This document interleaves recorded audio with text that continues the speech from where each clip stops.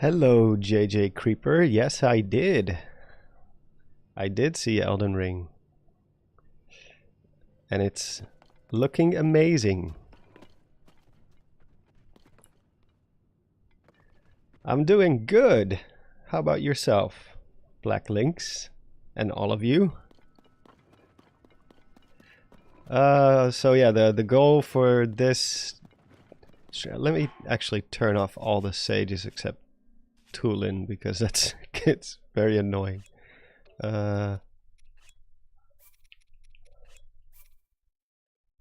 Yeah. Today we're basically just gonna farm for materials and rupees, because I have to buy a Flamebreaker armor and you know, get some stuff, maybe collect some equipment, some decent equipment, and then it's the Fire Temple. Probably not gonna be able to do the whole Fire Temple today, but we'll see how far we get. Thomas says, question, do you have you beaten the game before? Yeah. Only once, when it first came out. Oh, I hope you feel better soon, Black Lynx. It's kind of been going around. A lot of people reporting flu, and actually I should go to that cave below Hyrule Castle. There's a whole cave system down there. Should be plenty of materials I can sell there.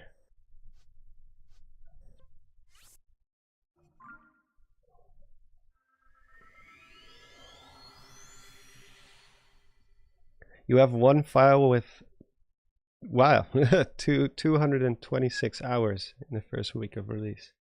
Damn. Yeah, after I beat the game, I was kind of just, I was done with it. I just wanted to do other stuff. Also, I got sick right after that, like with my IBS. So my mindset was not great for gaming in general. I just couldn't concentrate. It wasn't too much pain.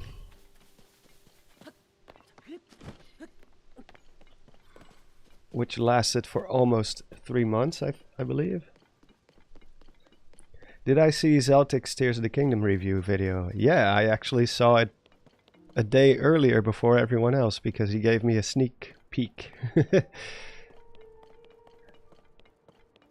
I thought it was a very well-balanced video. Like, I mean, there were a couple of people who were complaining that he's being negative about the game, but when I saw it, I was like, oh, it's actually very 50-50. Like, it's not just bashing the game. He's also praising a lot of elements from the game itself. So it's not like he's just there to, you know, bash the game constantly. Yeah, it was fair. I thought it was fair.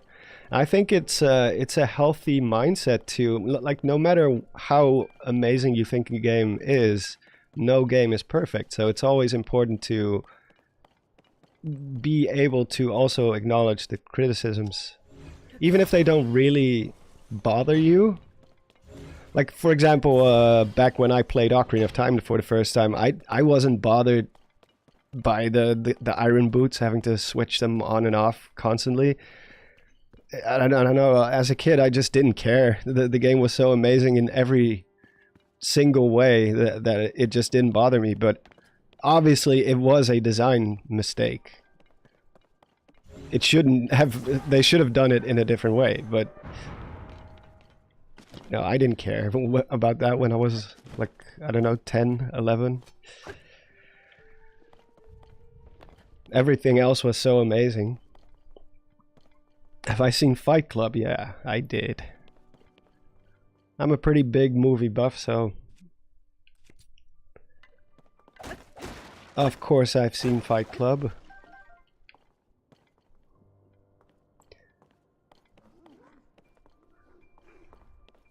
Yeah, and plus, at the end of the day, Zeltic is just one guy. You know, one guy with an opinion. And you don't have to agree with his opinions. But some people, especially on Twitter, of course Twitter, what did you expect? It's Twitter. Ah! Like, some people on Twitter really were giving him, like, a hard time. Like, just making nonsensical claims about him, saying he's just doing it for the views and whatever. It just didn't make any sense. But it's Twitter, you know. It is to be expected. Twitter is a horrible place. I think his own comment section was much more fair to him. Of course, you're always going to have those people who are like, unsubscribe, you just lost a subscriber. And, you know, he did say to me, like, yeah, there's going to be people who unsubscribe, but there's also going to be people who subscribe because of that video. So it kind of evens out. And if people are going to subscribe, like unsubscribe to you after all the great stuff you've made, just because your opinion differs from theirs, then I would say it's probably a subscriber worth losing.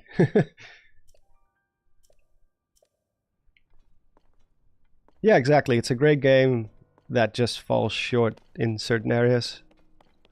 At least for me, and apparently for you too. I was referring to Hungry Apples.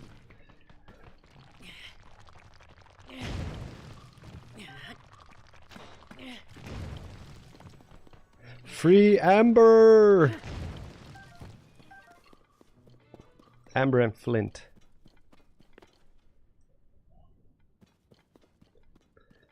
Yeah, usually the ones who say they're gonna subscribe, they're either gonna resubscribe again when like later on, or they were never planning to subscribe. They're just trying to scare you in a way or make a point, whatever. I've unsubscribed from certain channels because they simply didn't align with me anymore, or because their content just changed into something that's not for me. But I've never been like, alright guy, I'm going to unsubscribe to you now. Watch me hit the button. I'm gonna do it. Oh, Tulin already took care of it, of course. As always.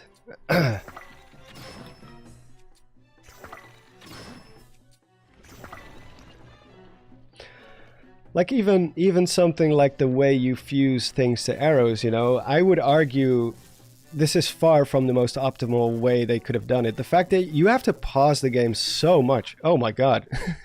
That one just clipped right through the root. How much is that? What's the death counter again?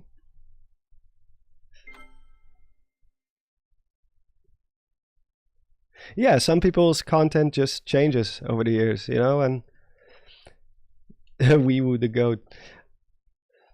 Like, for example, there's certain channels like, you know, I'm just as an example, like a Star Wars channel who just doesn't like the new Star Wars stuff, and or they do, or they, you know, just their opinions or the content they create about it just no longer is something I'm interested in.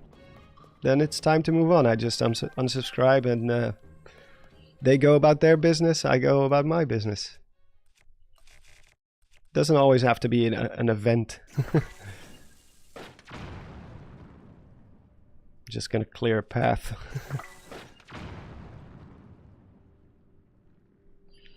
Can you name the one Zelda game in which Link can walk on water? Like glitchless? Like you can just walk on water in general? Does ice count?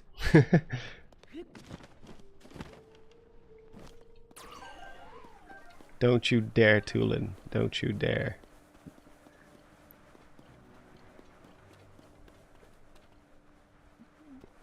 He's Love how it takes a while before he disengages. It's like, oh, you don't want the boost? Alright. I'll just sit back. Oh, Deku Scrub, like, he hops on water. Yeah, that's true. He doesn't, he kind of bounces on it. If you run out of bounces, he will just sink. Looks like we have been here before, but I don't think we went all the way with it. Huh.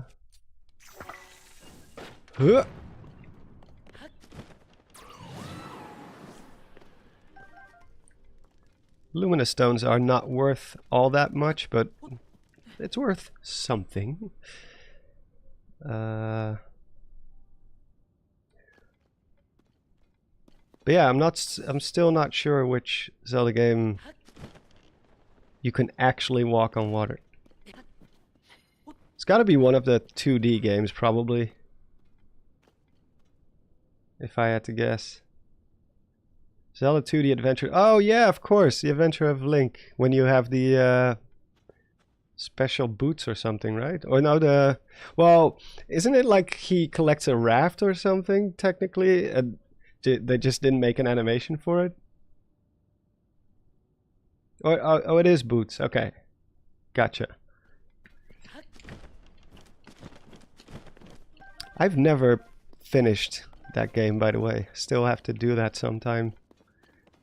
It just seems so difficult. There's another pathway over there that we haven't opened up yet. I think we died here last time and we were like, we got enough. We got enough stuff to work with. Dude, I always forget like Zelda 2's existence in general. I was like, oh yeah, that game exists too. Oh. Can I use arrows for that? No. Maybe fire to burn it?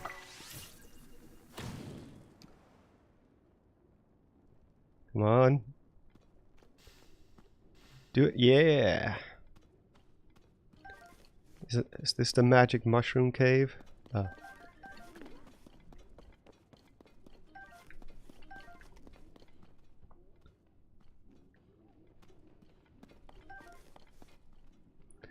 I remember one cave that has like all kinds of mushrooms and glowy rocks, and I don't think that's in this area. Do you drink your coffee with sugar? No. I have nothing in my coffee except coffee. I did when I first started drinking coffee, because I didn't actually like coffee when I first started drinking it. So obviously try to sweeten it a bit to...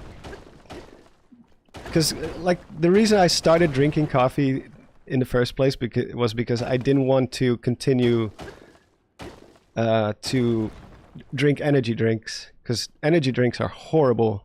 They're just like health-wise they're terrible for you. So I started drinking coffee instead, because you know I had an office job. If you work in an office, you're gonna start drinking coffee at some point, I guess.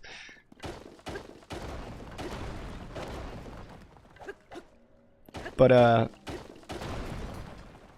slowly you add a little less sugar every time, a little less milk every time, and then at some point you just drink it raw.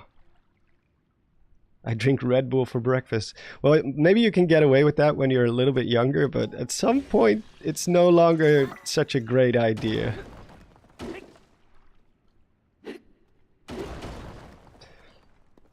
Energy drinks just make me really like uneasy. Yeah, I start getting the shakies, and with a panic disorder that's not a great combination. Already damaged? Jeez. Weapon durability, man. It's brutal.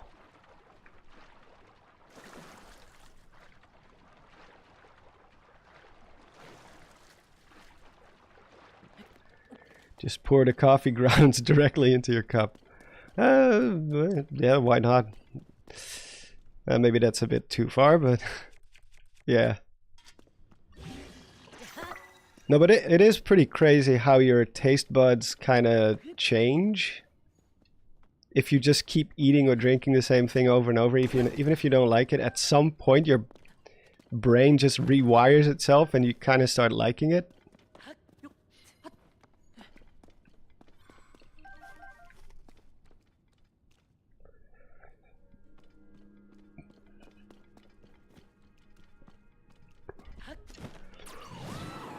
But yeah, also with my IBS, I in general have to kind of... I'm kind of forced to have a good diet. Poor me. Like, I cannot really drink alcohol anymore. I cannot eat too many, like, terrible fats. Like, greasy stuff. I gotta eat a lot of good fiber, so a lot of vegetables. Tulin best sage. Yeah, I guess. Functionally, for sure. Personality-wise, well, I kind of like him, but not everyone does. Some people find him annoying because he's a little brat. At least in the beginning, when you meet him for the first time. I thought he was scary in Age of Calamity. There was something about his demeanor and his eyes that were just like kind of... I don't know if it was just badly animated or badly designed, but something about him was very uncanny. The way he laughs. Like there's that one scene where he just starts laughing and it's like a serial killer laugh. IBS gang. Well, I guess the one good thing about IBS, it does force you to eat healthy. I think we got everything here. I know there's a Hinox or a Stalnox inside this thing. I guess we can fight it. He might have some good stuff on him. Or should we check that out first? Maybe we should. Suppose the fight gets like too spicy, we can just retreat into that other room.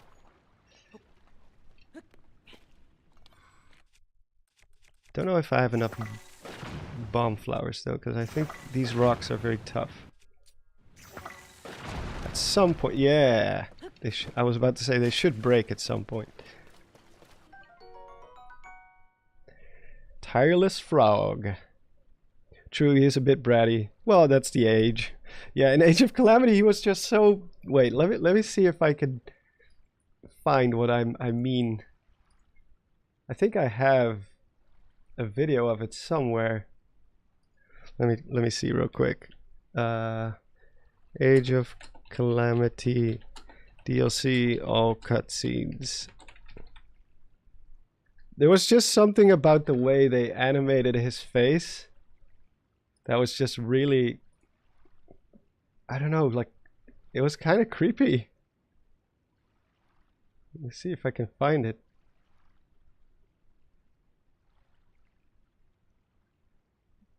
Like, it's the part where he does the Tulin tornado stuff. Oh, here we go. I think this is it. Yeah.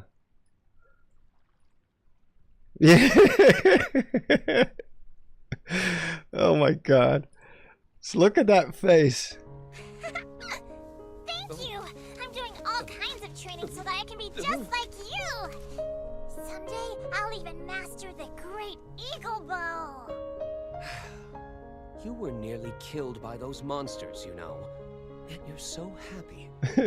Maybe it won't be long until you're master I of the miss winds, Revali just like now. me. You never know, eh? That is true. But before that, he must surpass his old man. Foreshadowing. It's only a matter of time.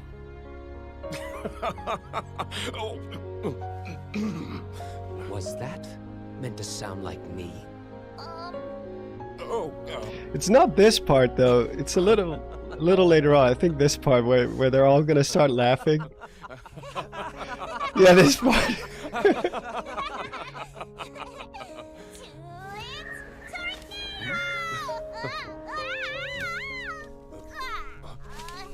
Hey. You've got a ways to go, kid. Yeah, so that there's just something about the eyes and the way they animated him that kind of yeah, it is foreshadowing though. That's kind of funny. Oh god. Oh jeez, I didn't know they can do that. Oh. Wow, I didn't even... Oh. Come on. I didn't even try. I guess.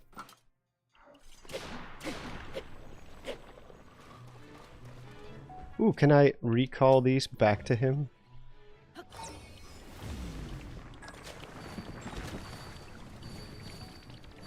I should probably heal up, given the whole one-shot mechanic in this game. Ah, I was too late. Oh no.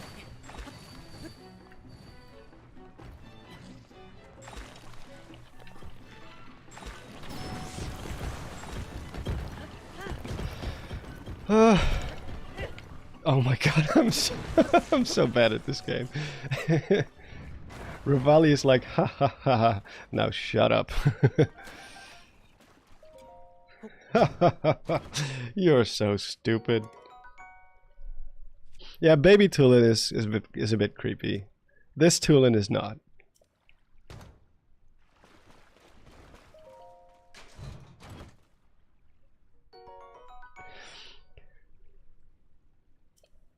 I do think it's a good thing that they stuck with the same voice actors for the most part in this era, because I do think the voice acting is getting better with every game. It was already better in Age of Calamity compared to Breath of the Wild, so you know, the voice actors got some time to grow into their characters, into their roles.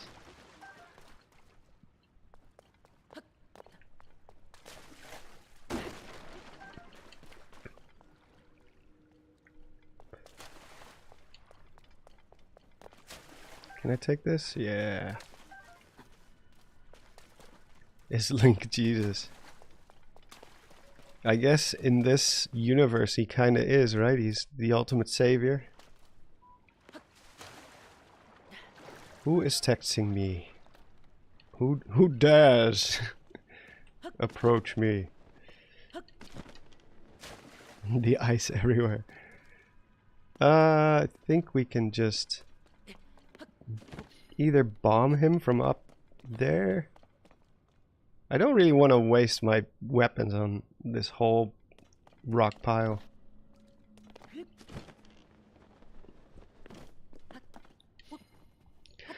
Mel says, what do you think of the fuse system? Mechanically, really appreciate what it does to the weapon system, but I miss the look of the Breath of the Wild weapon so much.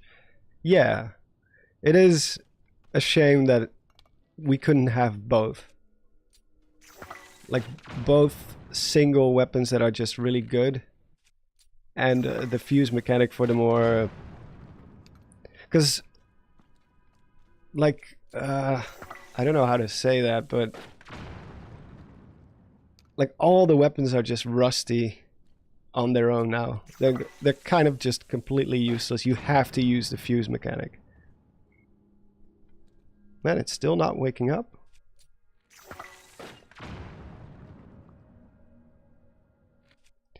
I should leave at least a few of these rocks up so I can jump off them to get bullet time. Oh, there we go.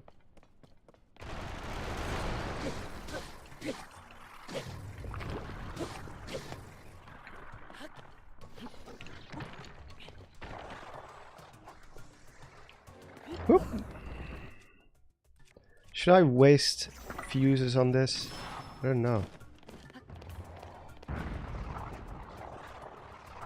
Do I have Gypto bones left? Let's see.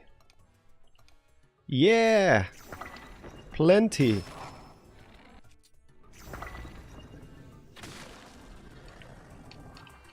That's a lot of damage!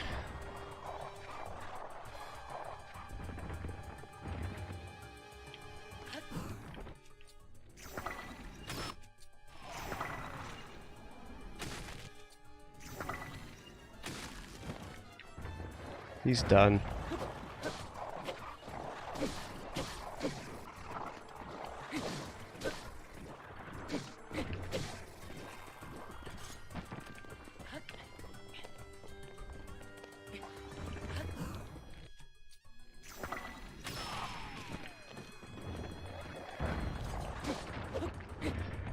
Man, so difficult.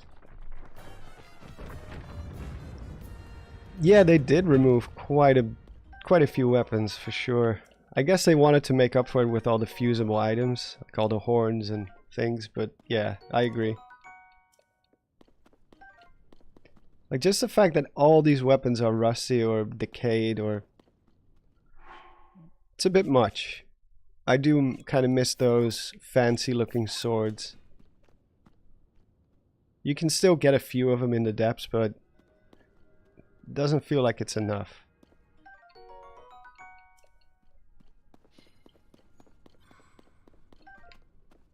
I guess I just wanted to do something new. Did you know they can swim? What, the Stalnox? Tears of the Kingdom's difficulty curve is pretty stagnant. Yeah, I would agree with you. Like it's just very easy to cheese a lot of enemies. Because, you know, stuff like bullet time, you can build Zonai devices that do the work for you, basically. I mean, granted, Breath of the Wild was also not really all that difficult. Kind of suffered from a similar problem. Like, the first few hours are pretty hard, but... Like, the only reason why I'm struggling right now is because I literally die to almost everything in one shot if I'm not at full hearts. Because I haven't upgraded any of my armor. We cheesed the door, so the Minoru door, so we don't have a lot of hearts. Do you like Link as a character? Like, not just as an avatar for the player? I think his traumas are so overlooked, like in Ocarina of Time or Breath of the Wild. I mean, back when I was a kid, I really did like Link because he looked cool. That was basically the extent of it. He was just this cool, the same way I like Legolas or something, like, you know, he's like a cool elf kid looking, cool elf looking dude, which I like about his design. But personality wise, I do think they're gonna have to make a choice at some point where it's like, either we're gonna have this expressionless blank slate for the rest of time, or they're gonna have to give him some sort of voice and personality at some point. Because back in the day, it didn't really matter that much because nobody talked. Well, they talked, but, you know, through dialogue and dialogue boxes. But now that everyone is starting to talk around him, he keeps standing, like, he's increasingly starting to stand out as this kind of like an anomaly. Because it's not like he cannot talk, he does, but you don't hear it. He just makes these weird little arm movements implying that he's speaking, but he's not really. Like, either they're gonna have to turn him into an actual character, or they just have to go with something new, maybe even something customizable, where you're just able to create your own avatar. Because like in Elden Ring, you also don't speak, but there it doesn't, and everyone else does. But there, it's you're the character, because you get to decide what they look like, and what kind of character class, what like, it's your own creation. Link is not my creation. He is a fully fledged character when it comes to his design, backstory, all that stuff. Yeah, Link's expressiveness in Wind Waker, for example, is really cool. Do I actually have something to fuse with? I need to find a rock. Man, the frame rate is having a... Like, the emulator is having a hard time with this part. I don't know why. It's a cave.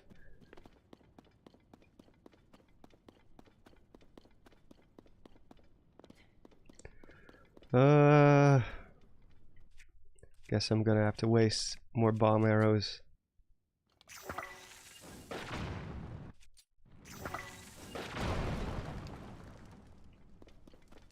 Like even Skyward Sword Link, I did feel his emotions a little bit more, even though he doesn't speak. But there was something about Skyward Sword Link that I really like.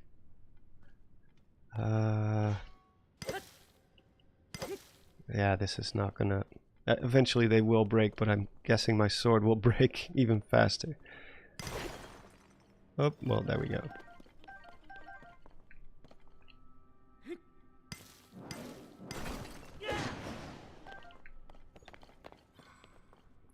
I need a rock. There's plenty of rocks near the Stelnox. Use a like stone. Are those any good? It's probably gonna roll downhill, but do I have like stones? Only one. Oh. And it's an ice one too, so that one's just gonna have a... I'll just find a normal rock for now.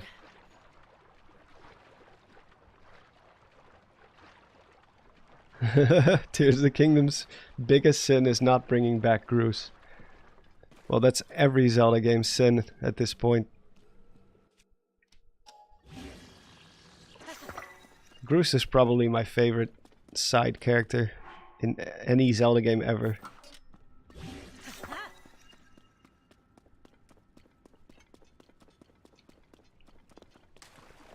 Breath of the Wild Link's only personality trait is food. Yeah.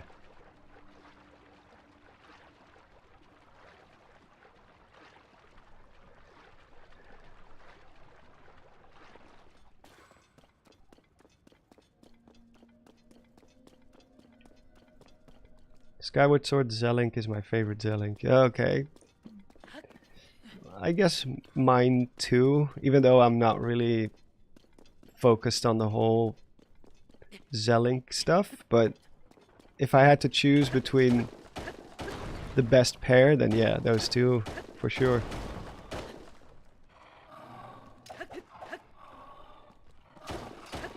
Something's behind this wall.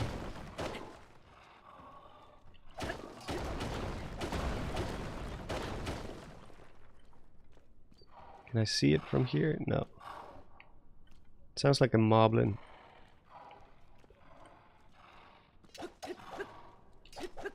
Ah.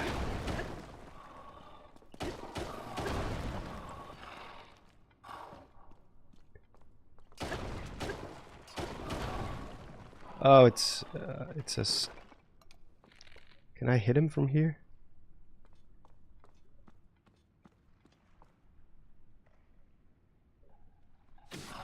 Oh, wow, what a hitbox. Oh, la la la.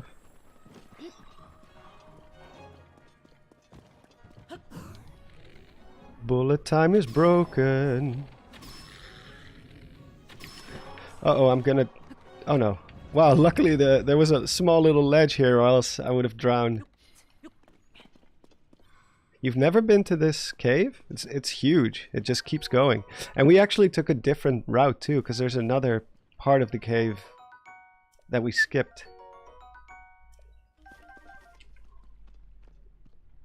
At least we're collecting a lot of materials here, which I will sell for money.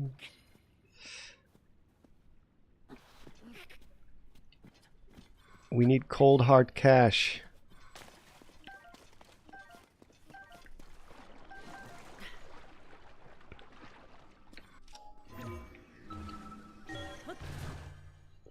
Money.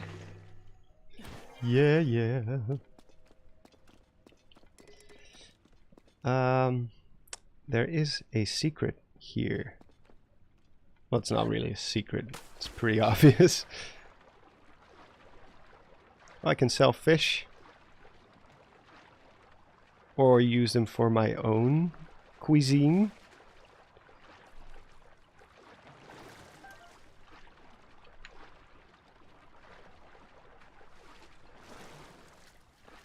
Iedereen houdt van doekoe. It just disappeared. These frogs are magic. Get over here. Don't make me use dynamite.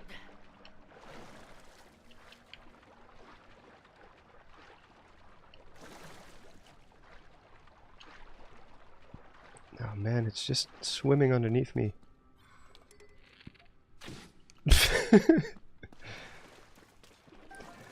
I'm very sorry. But you leave me no choice.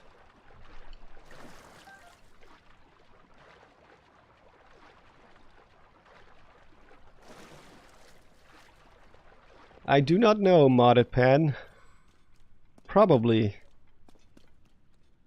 It depends if the whatever the substance is making it glow will be able to pass through the digestive system all the way.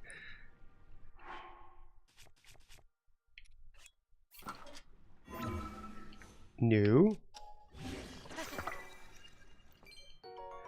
Well, we are rich. I guess that's it. We can go live the luxury life now.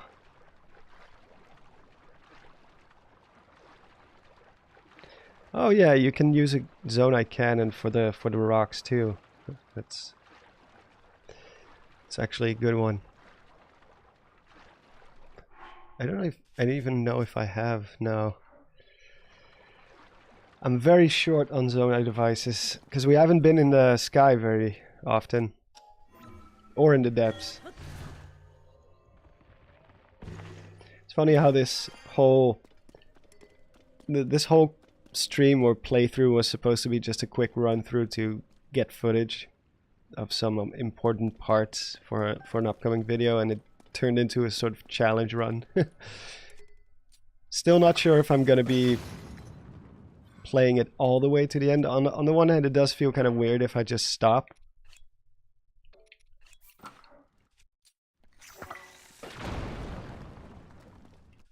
But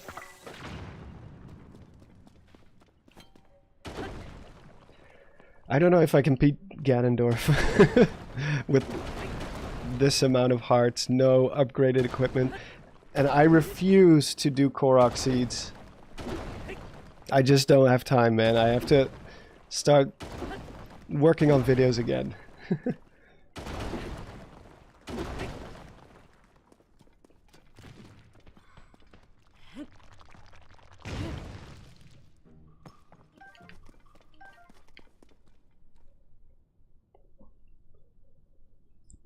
It must be daunting for you to get by this game with only one wheel of stamina. Yeah. Well, if we want to make this into an even bigger challenge run, I could always trade some of my hearts for stamina. Just gotta go to the cursed statue.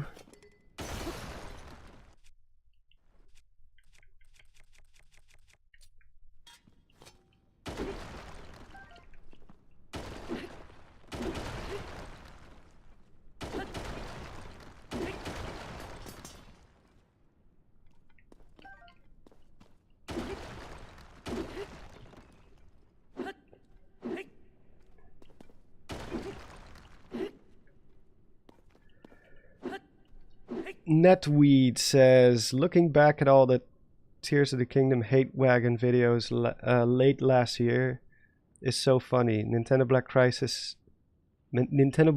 sees 2-hour rant saying Breath of the Wild is better. People are so weird. Well, I can tell you right now there is no such thing as a hate bandwagon, at least not for the creators. The people who say they don't like the game genuinely just don't like the game as much, or at least not as much as they did Breath of the Wild. I find it more weird that people assume that there is some sort of hate campaign against Tears of the Kingdom, because especially on the creator side of it, because we stand everything to gain from this game being the best thing ever made. Like, if you look at all the Zelda channels, they're all, I wouldn't say dying, but they are definitely not thriving. Like, I was getting like 10 times the amount of views that I'm getting right now on my videos, because Zelda just, you know, aside from the fact that the game is out now and people have kind of moved on, like, I would have loved nothing more than this game being the best thing ever. I have everything to lose when it comes to the game being good. Or, I mean, being bad. If the game was bad. Not saying the game is bad, but it's, at least lore-wise, it's definitely very meager. There's not a whole lot you can do with the lore in this game. So, you know, I've spoken to many of the creators. I've talked with Zeltic for hours about it. I've talked to Nintendo Bandit, or he's called Bandit now. I've talked to Will, Nintendo Black Crisis. I've talked to all of them, and the ones that love it, they genuinely like it. And the ones who don't, that's just how they really feel about it. They're not like part of a bandwagon. It's kind of frustrating to read those kinds of comments. Not trying to bash on you in particular, but just in general, also on Twitter and stuff, people making that assumption, like, oh, you're just all hating it because it's popular to hate on the game. And I don't see it. Especially not creators. Maybe there's some people out there who do join the bandwagon because it's popular, or because it's or because others are complaining about it.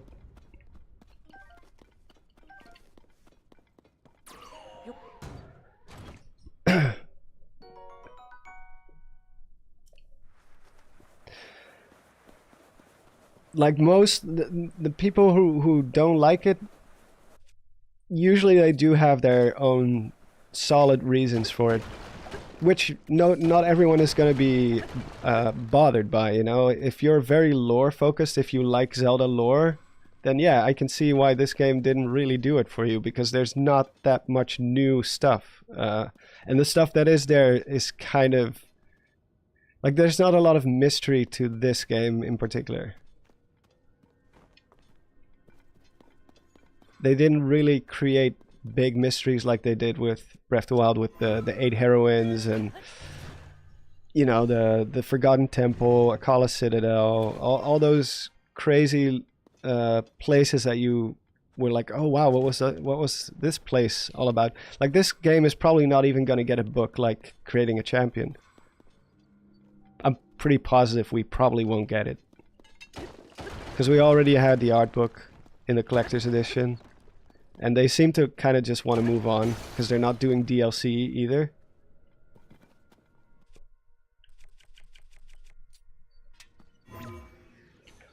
But yeah, I've talked about this before with like on previous episodes of the stream, so I don't want to repeat myself too much. But one of the most frustrating things about the side of the people who do like it is that they will tell the people who don't like it why they don't like it. They will insinuate like, oh, you just don't like it because your theories didn't come true, or you didn't like it because of this. And I'm like, who are you to tell me why I didn't like it?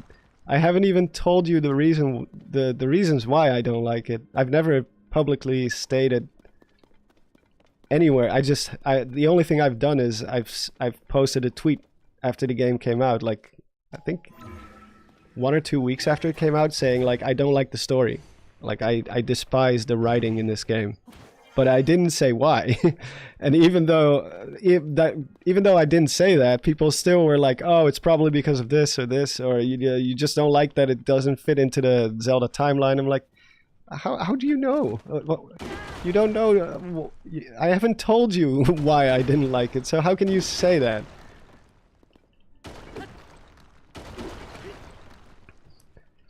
You know, I will make a full video about it. That's what this whole stream has been for capturing footage for exactly that video. But like as I've already said before as well, like both sides of the argument can be very obnoxious. Have obnoxious people in there somewhere.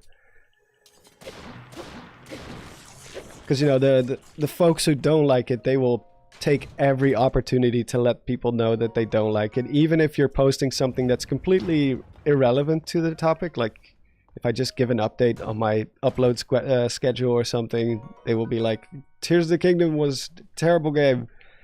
I'm like, yeah, sure, dude, but time and place, time and place. This whole post has nothing to do with that.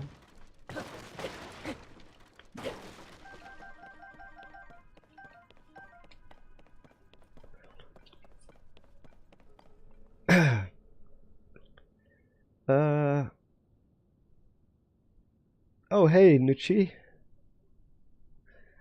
Nice of you to join for the first time. You haven't missed all that much. I'm not the biggest streamer when it comes to my entertainment value. I just play and talk and stumble over my words a lot.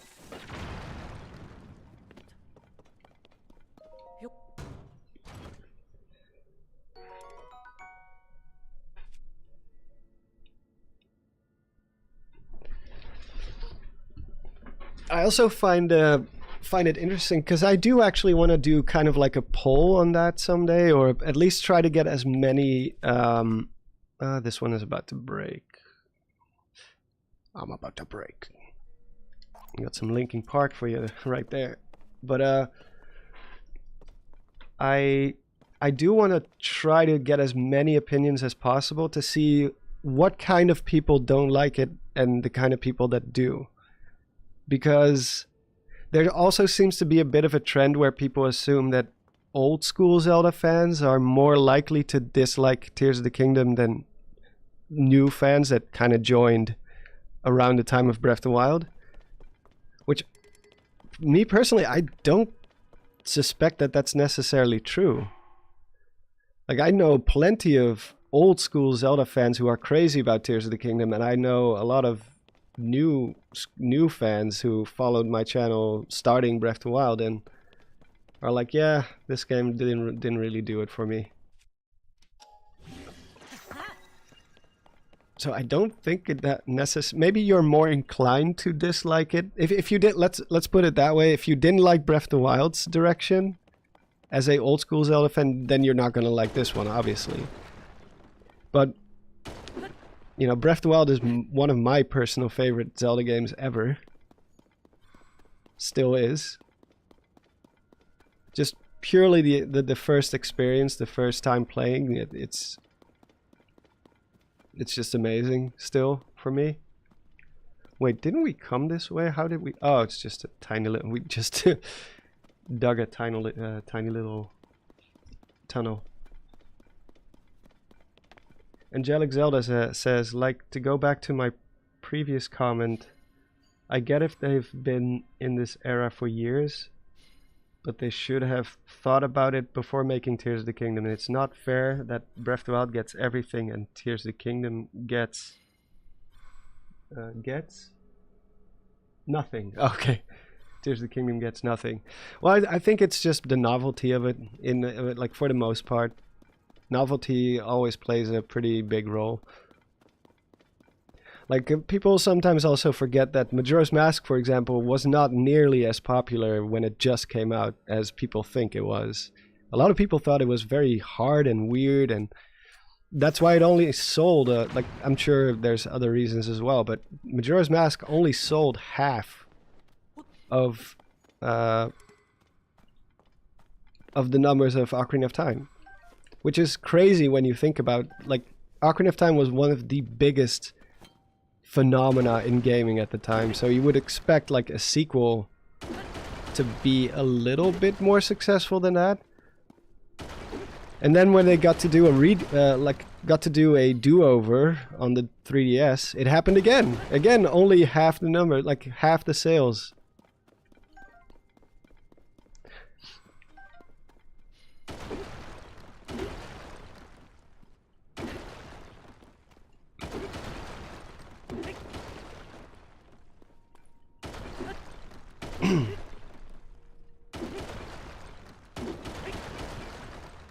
But you know, Breath of the Wild was a was a pretty big milestone for open world games in general, and Tears of the Kingdom has some very impressive stuff. Like on a technical level. Oh, there he is. Should we do? Maybe later. I'm not ready to die even quicker just yet.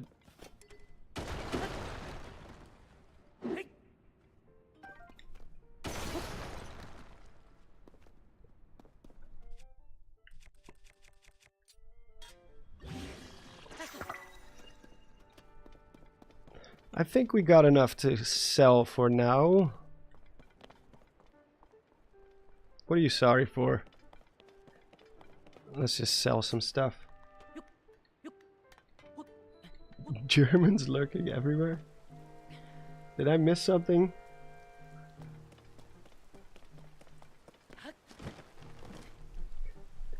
Alex says, Tears of the Kingdom has been my second favorite Zelda game, or second favorite Zelda. I love Twilight Princess the most.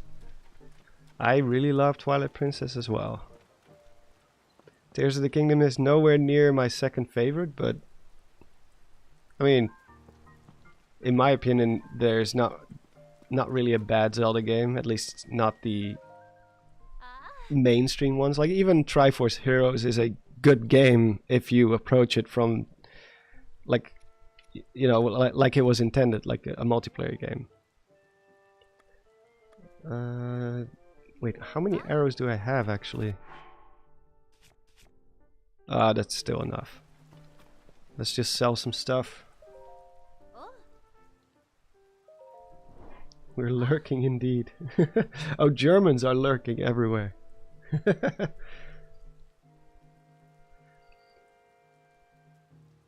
Hab da so keine Ahnung. Lol. Aber deutsche Communities gehören gefüllt oft unter den größten. God damn it. My German is very rusty. I do kind of understand what you're saying right there, but okay, let's go. Sell them all.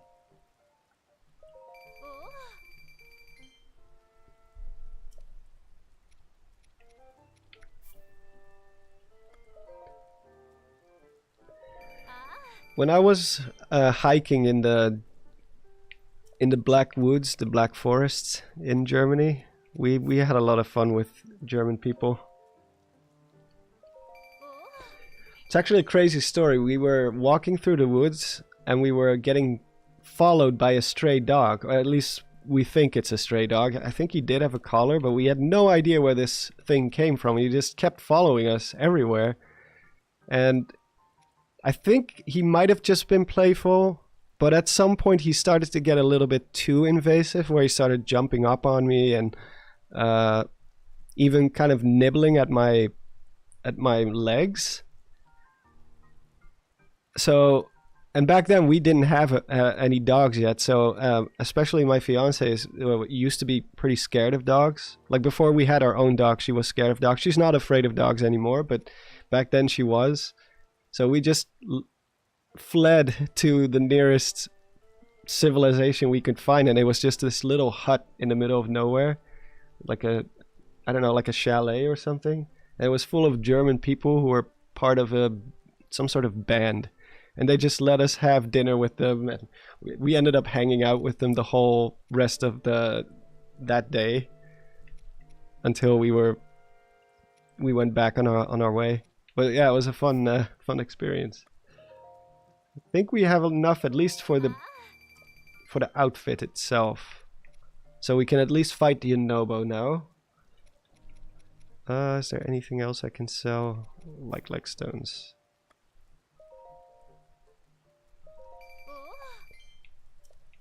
I'm never gonna use these because their fuse power sucks.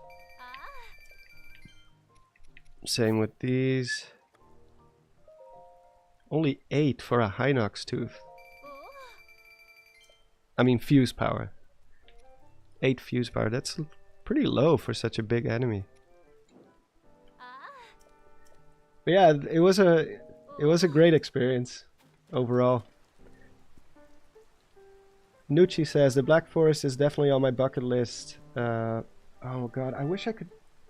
There's like this little heart-shaped thing that keeps blocking like the bottom comment. It's very annoying. Haven't been to it yet, but I really want to. Oh, you should. It's beautiful. It's absolutely beautiful. The food is great. You can literally start all the way on top, like north of the Black Woods, and just work your way all across, because it's kind of shaped like a strip, like a long strip that stretches all the way down into Switzerland.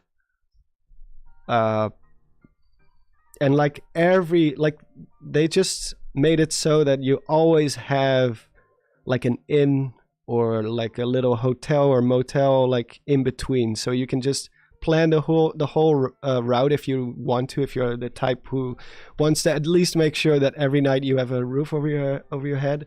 You can just plan the whole route down from a hotel to hotel, and every hotel trip from like every piece of road that you have to traverse to get to the next hotel is about like half a day, maybe a little longer depending on how fast you walk. We're going to Eldin, by the way.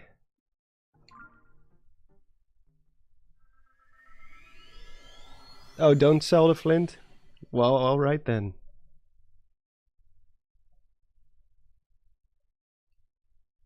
Black Lynx, your family is, part of your family is from that area. Well, you should visit them. It's really beautiful. Like, it has everything. It has mountains, forests, giant rivers, and I don't know, it's still one of my favorite hiking trips I've ever been on. I think I have to be in town. No, wait, they sold it at... Where did... They didn't sell it in town this time, right? It's like next to Yunobo's headquarters. Wasn't there a shop like right next to it?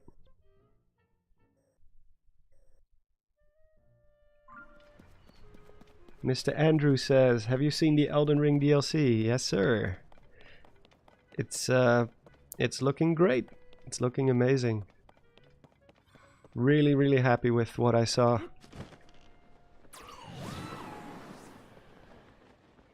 June cannot come soon enough. Oh wait, is this just a cave? Oh, it is just a cave. And it gets hot.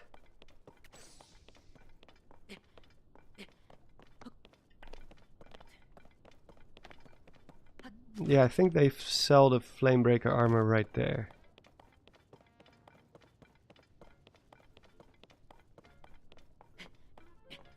Oh, you live in Berlin. Yeah, I always forget how big Germany is compared to the Netherlands. Like, you can get, like, from west to east, it's only about 2 hours. North to south, about 3.5. If traffic is good, which is rare in the Netherlands, but, you know.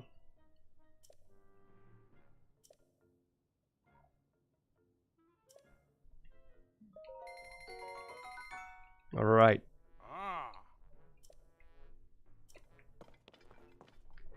Got it.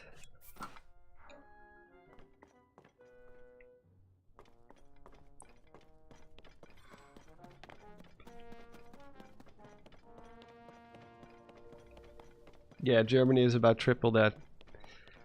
It's the same in the US when I sometimes hear the distances people have to drive just to meet with family. Like, yeah, I'm gonna meet my family 2 states over. I'm gonna be there in 2 days or something. I'm like, man, here we complain like, no, I don't want to go all the way to Groningen. That's like 2.5 hours away from here, man.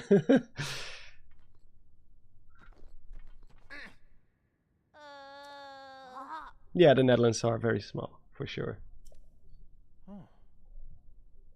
Do I announce my streams, and if so, where? You can usually find them in my community posts, though I don't always announce them. If I reschedule, then yes, but usually it's just like at the end of the last stream I will just say like, I'll probably see you guys on Saturday or something.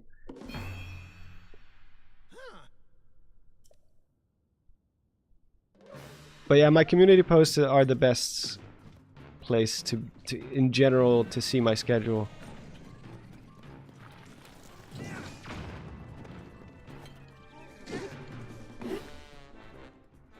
Wow.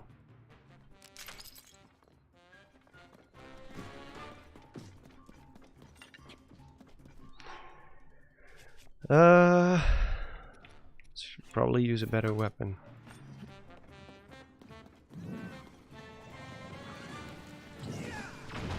Twice.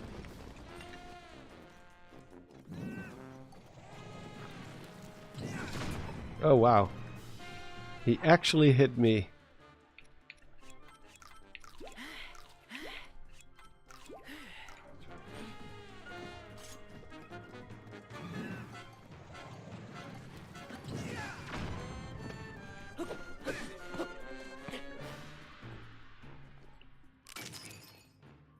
Kind of reminds me of what's the boss's name again from A Link to the Past? Helmasaur, where you slowly break his helmet too. Can I actually can I parry him? Let's see if that works. Oh, well then I do have to press the button. I'm actually curious if I can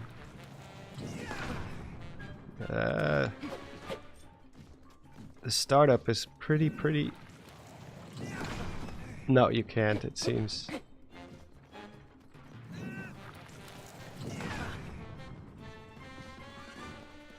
I think he has to slam into those...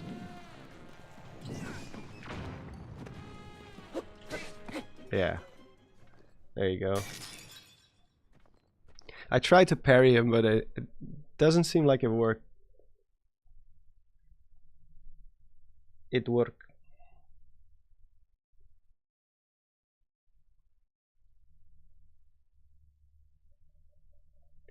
Yunobo's English voice is so much better than the Japanese one? I've never heard the Japanese one. I just know his voice acting in general improved a lot. Because in Breath of the Wild it was kind of bad. It was kind of bad. Especially the part when you first meet him and he's like, monsters! Oh no! I don't remember what else he says, but it was just... It was very unconvincing. But it was already way better in Age of Calamity, and now it's even better or about the same. I just think it's crazy that the guy who did Yunobo's voice also did Daruk's voice, because those two voices they're just so incredibly different.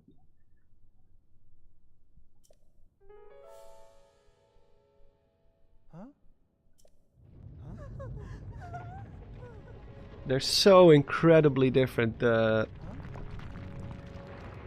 Daruk's voice is way lower, way more like scratchy. I don't know how to say it.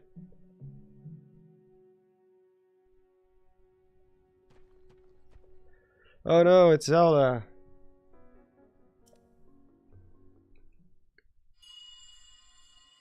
Yeah, rough, I guess. Gruff. Is that what they call it when they have like that thundering sound in their voice? I cannot do that because my voice is terrible when it comes to actual voice acting. Yeah, that rumble. The same thing King Rome has in Age of Calamity as well. That was a really good voice actor too for King Rome. The way he says like, "For your kingdom," and then they all start cheering. That was great.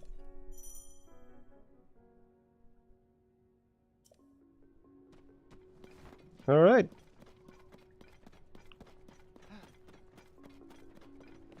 Oh.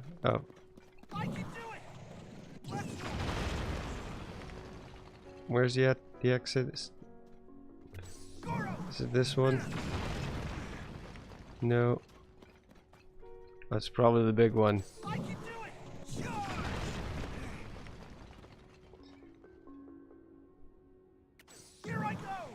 No, Sean, Chiplock is the Deku Tree, Revali, and Teba. Which is also very, very impressive, because those are also very different voices. Although with the Deku Tree, it does seem like they kind of pitched him down quite a bit. And put some like effects over it to make him sound more majestic.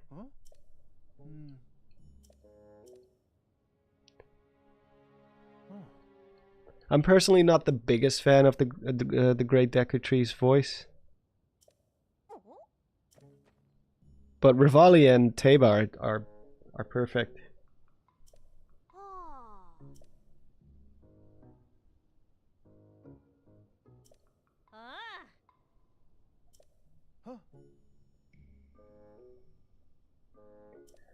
Also, yeah, Princess Zelda's voice also improved greatly after Breath of the Wild.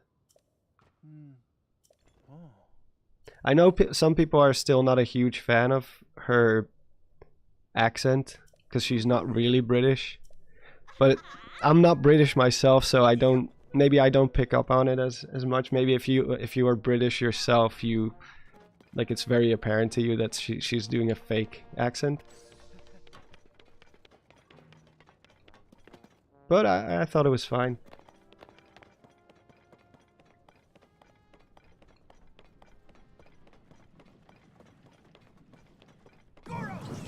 Oh, no.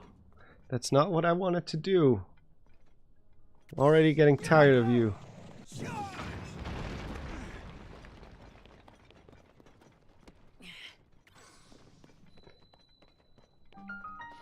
You guys want to buy some drugs?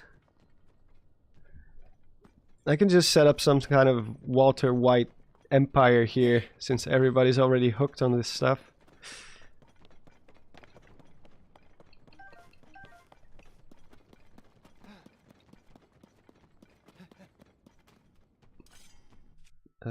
Yeah.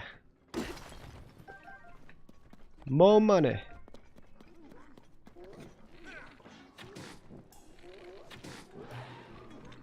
And he's dead. Oh, that one is a bit stronger though. I can do it. Get him! It worked. Kind of.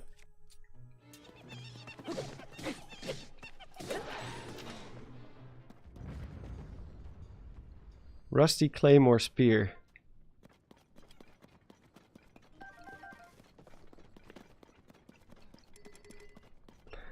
It is funny how you can fuse weapons to other weapons, not just materials.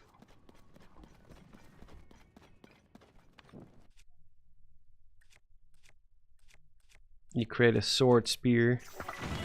Oh, I forgot that if you're in a hot environment, you cannot use those. Darn it. Oh yeah, we got loads of bananas.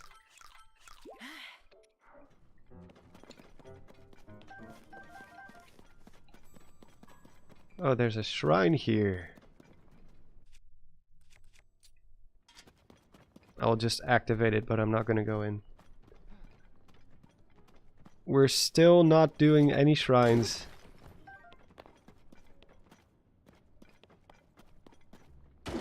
Oh yeah, using it, you know what? That's a lot quicker and saves resources. Thanks for the reminder, Black Lynx. I've been playing this game without the sages turned on for so long, I completely forget that they exist. Or what to use them for. Aside from Tulin, of course.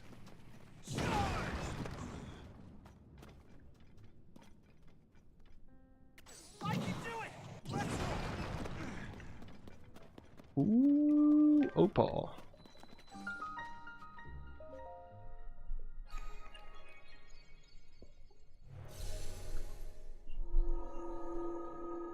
Yeah, the Sages, it just turns into a,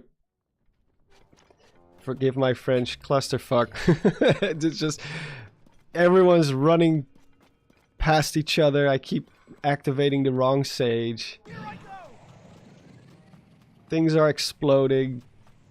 People are swinging at undetermined targets. It's just madness. Every battle becomes madness. Also, they block the camera often.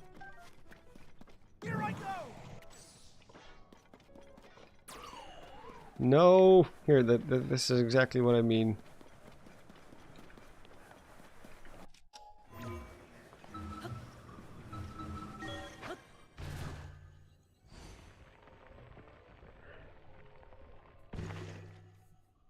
You always had Yunobo active.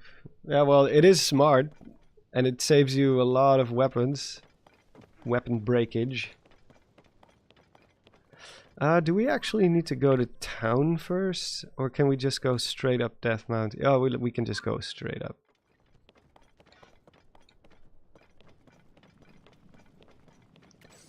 I really hoped we would get more information about the Blood Moon. Like why and where it came from. How it ties into Ganon's magic, because that was never a thing before. Not really.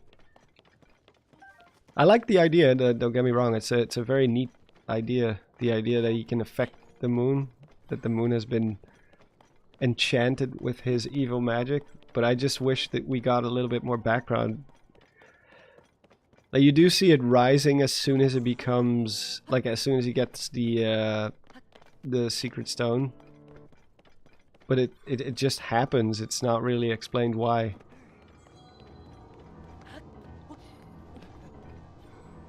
Well, let's just wait this out. The next Zelda game will be in space. I sure hope so. If Mario can get into space, then Link should be able to do it as well. Although after Starfield, I'm kind of tired of space themes.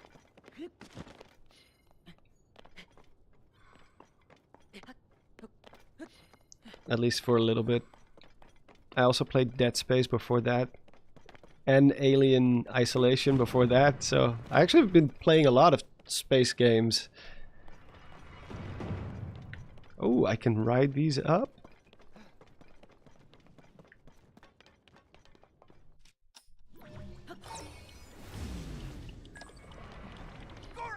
Yeah! Yeah, I'm sure you are. I never activated him, so I don't know what he was doing. Here I go. I would love a new Mario Galaxy. Yeah, they were very great, but I think after 2 of them, it's kind of like been done. I just think they should have included it in the 3D collection. I still don't know, like, why only add Galaxy 1? It's such a weird, like, Nintendo keeps making these weird decisions where I'm just like, Jackie Chan meme, just what, why?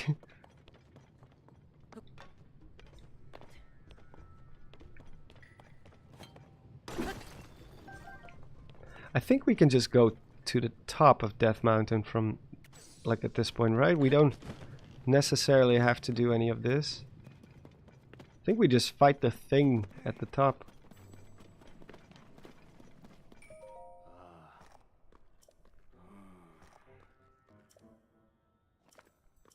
Oh no, you need the minecart, I guess.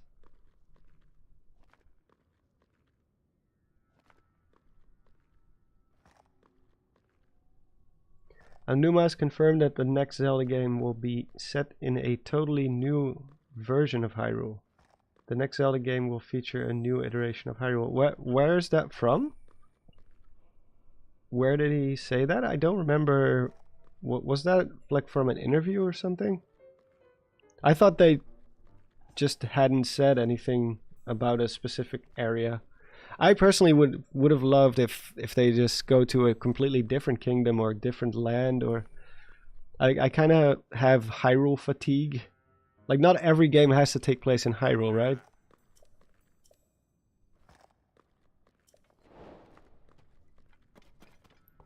Just to have like another Lake Hylia, another Death Mountain, another, like, it's just the same thing again. Give me some new places, man. It's a whole universe. There should be more to explore. It doesn't even have to be a place that we already know. You know, it doesn't have to be Termina or Holodrum or Labyrinth or any of the other older established worlds. Just give us a new one. Like, yeah, it's called The Legend of Zelda, but you can take Zelda out of Hyrule. Like, if it has to have Zelda in there, have them go on a little trip somewhere else.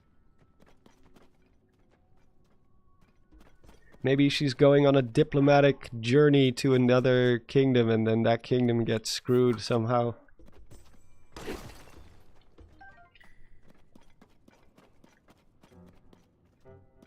I don't think I have to be here. I think we can just go up. Let me at least fuse... Oh. Fuse a few rockets to my shield. Can anyone remind me, do you have to do anything inside this cave? Because they're alluding to the fact that you need that minecart.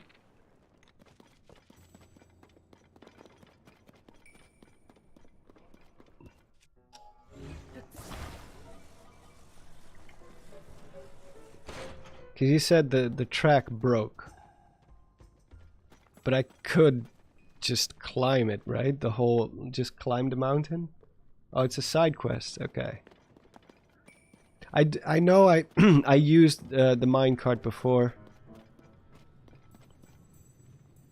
to get all the way up there. But I don't think you have to.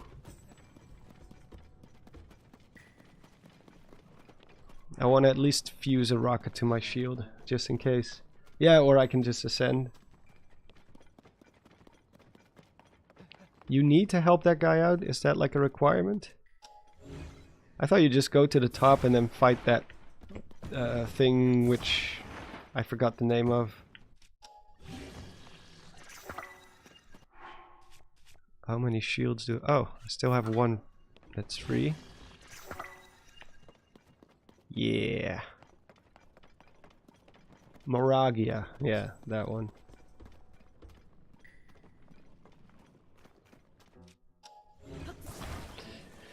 Yeah, but I'm not really here to do side quests, because I do have to end this in like a couple of episodes and then... Oh.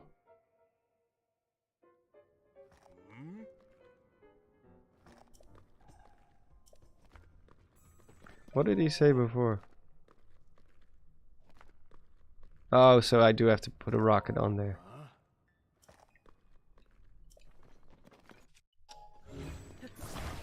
I'll just do it. Why not? After that, I'm ascending up the mountain.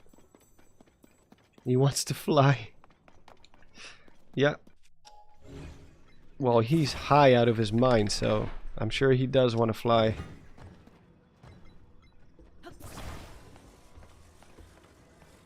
That must be one of like Ganondorf's weirdest plans ever. Like, just get the Gorons high on something. All right, go. Yeah. Sure thing, boss.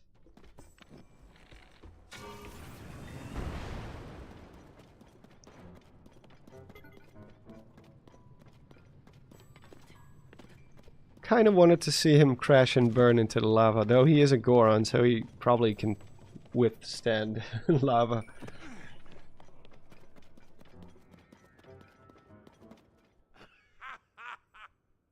I actually love that Ganem's plan is to make the Gorons high. Oh, it is a great way to subdue your enemies if half of them cannot even stand on their legs. Hey Maze, I drank a fifth of vodka. Dare me to drive. No, you should not.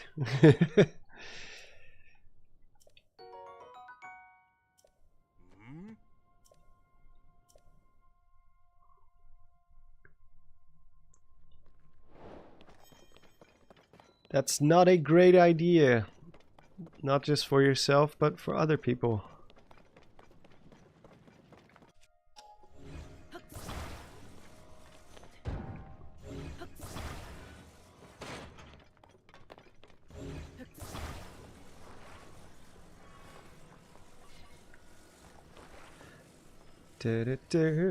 Okay.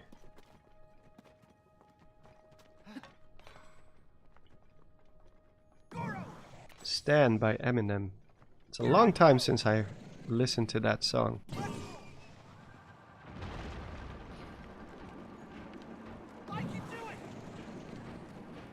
I know you can, Yunobo. I'm happy you believe in yourself. Now go kill that moblin.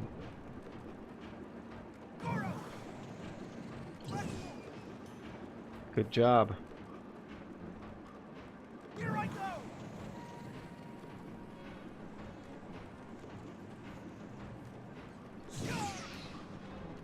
In general, I haven't listened to Eminem for a long time, even though I always really loved his music, but I guess I kind of forgot about it.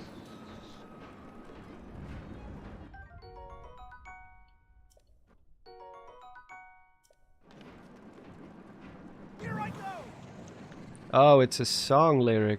Is it from that particular song? I know he drives his car into like a river at the end. Spoiler alert.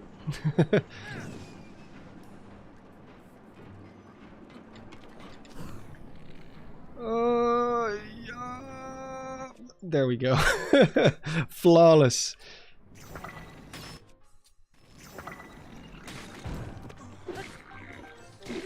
This is not a great weapon to use on a black bokoblin.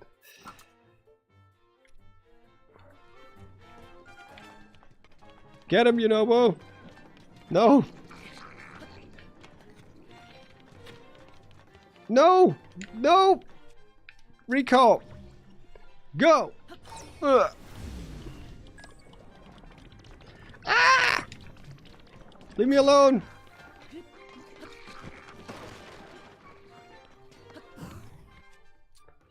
Gibdobone, go! Gibdobone.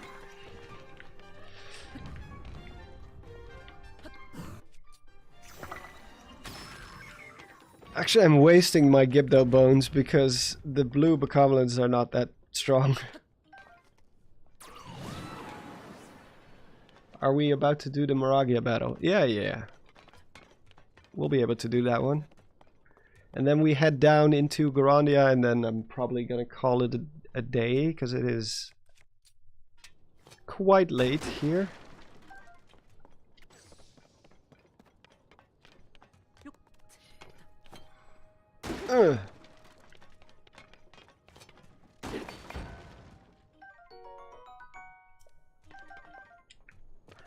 I always liked these to put these on your shield, but they're not that great. It just looks really cool.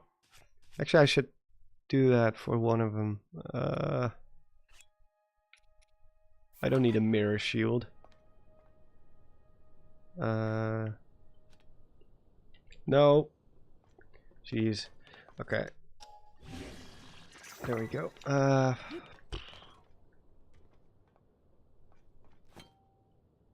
Am I gonna make this? Okay. I was like, this all depends on how fast his powers activate.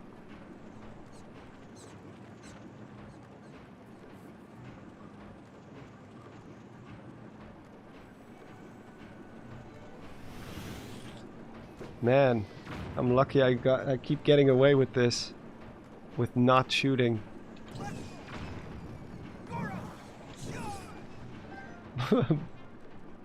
I like how he can just come back. Oh no.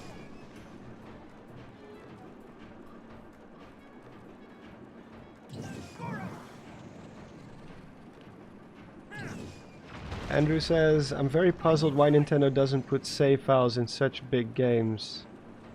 One say, agree with that. It makes no sense whatsoever.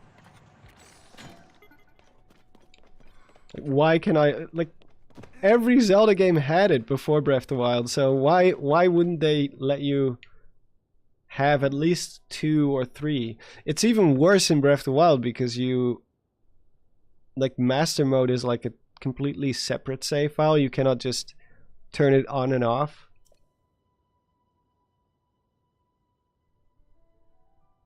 Well, all the sages can kind of warp all over the place, even when they're not in their ghost form. Like, we actually had that happen a couple of times in the water temple, where Sidon just... Oh, no, that was Riju, by the way. Riju just appears everywhere. I should probably activate that shrine. Whoop. My audio is clipping. My voice audio or my general audio?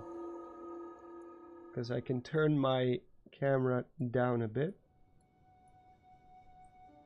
Like, I'm using one of those USB interfaces, but it's very, very delicate. Like, one tiny turn and it starts to go crazy. One turn back, it's way too soft. No, it didn't correct itself. I corrected it in the streaming program. Audio is normal now.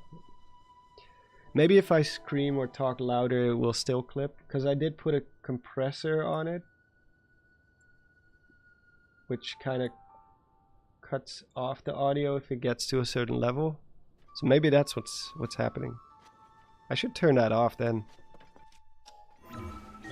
I do notice that in general I need to ask for some advice when it comes to streaming to like the ones who do it more regular than me.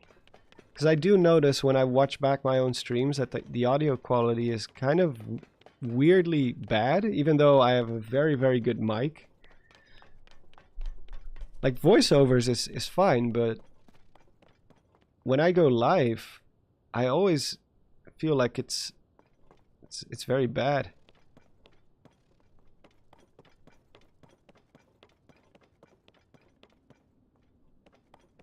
I thought we were gonna see Zelda here. Do I have to talk to Yunobo? Oh, Yunobo's just standing there. It's this way. There we go. I think I've made the same mistake I did in the water temple, where I just ignore the sage. I'm just like, man, where do I go? I don't understand where to go. Meanwhile, the sage is standing there waiting for me the whole time. She gave me this fancy mask to wear around. After that, oh, jeez, it's no use. I can't remember anything that happened after that.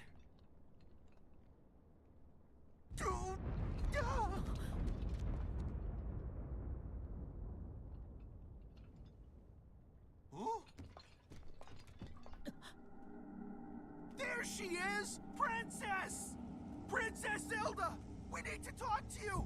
It's dangerous.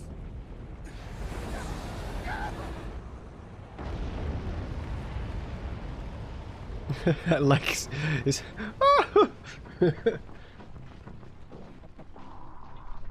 Just tell him it's not the real Zelda. Yeah, exactly.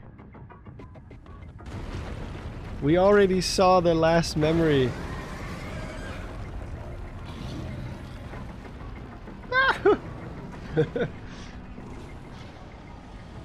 Yeah, this music is very Metroid-esque. Metroid-ish.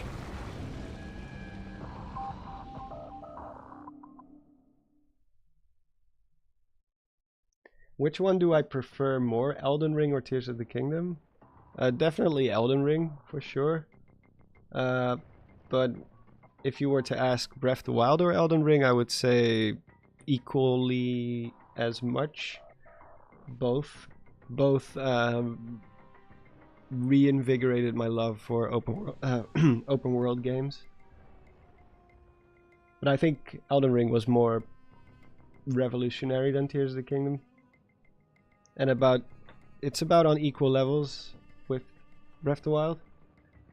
I just like games that have a big impact. You know, if you think about Breath of the Wild, if we didn't have that game, we wouldn't have Genshin Impact. We wouldn't have a lot of other... We probably wouldn't have Elden Ring, at least not in the way that we saw it. What happens if you just walk away from here? I don't know. Do you just warp back? Well, it is open world. I should be able to leave if I want to, right? I think the fight probably just resets. I should build an airplane, right? Oh, it's already been made for me.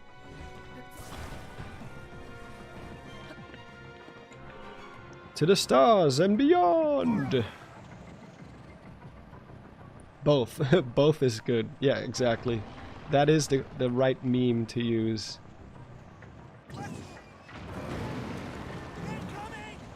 Oh man. It's attacking. Be careful. He almost hit me.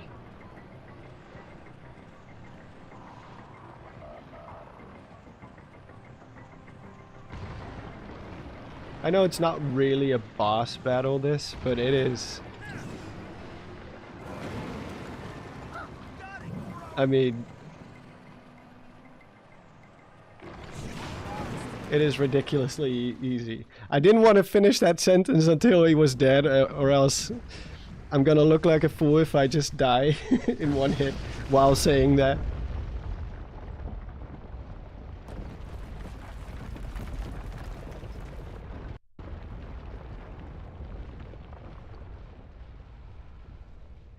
What do you think about the Switch 2 rumors? I have no idea.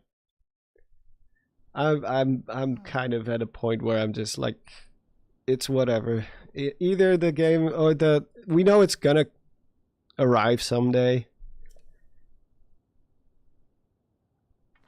But all the rumors, it's just making me tired. Because it's always the same thing. People keep saying like, yeah, it's really coming this time. It seems like there's really good, like this leaker guy, they've been right so many times before. And then it ends up being a bust. And then the hype dies down for at least half a year or a few months. And then the whole thing just starts over again. Like we are like in the third phase already, or maybe even the fourth phase of Switch 2 rumors, and then all the Switch or Nintendo focused channels will start making the same videos over and over again. Switch 2, Switch 2, Switch 2, big news, big leaks. And at some point you're just like, it's whatever. I don't want to hear it anymore. I'll be there when it arrives.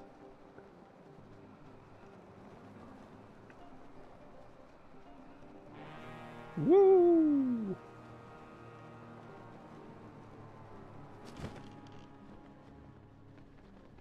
I almost crashed into those rocks.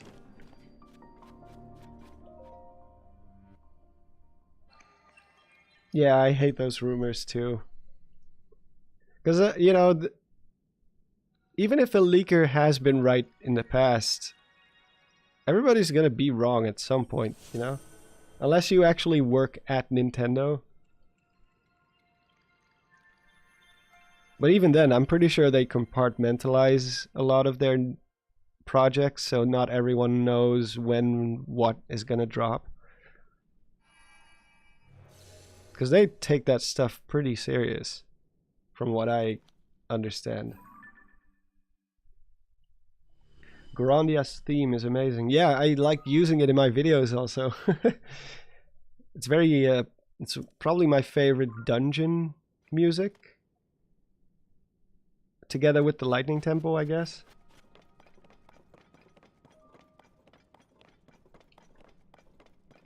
I think, yeah, Garandia's that way. Okay. Just follow the butt. It's this way. Thank you, Yunobo. Who would know it would look like this inside Death Mountain?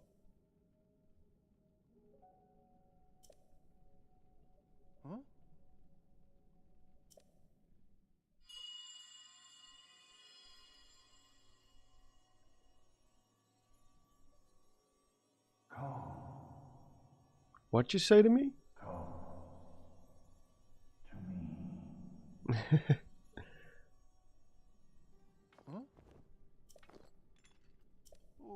I wouldn't trust it. To me. Yep. To me. No, thank you. I'd rather stay here. Creepy disembodied voice.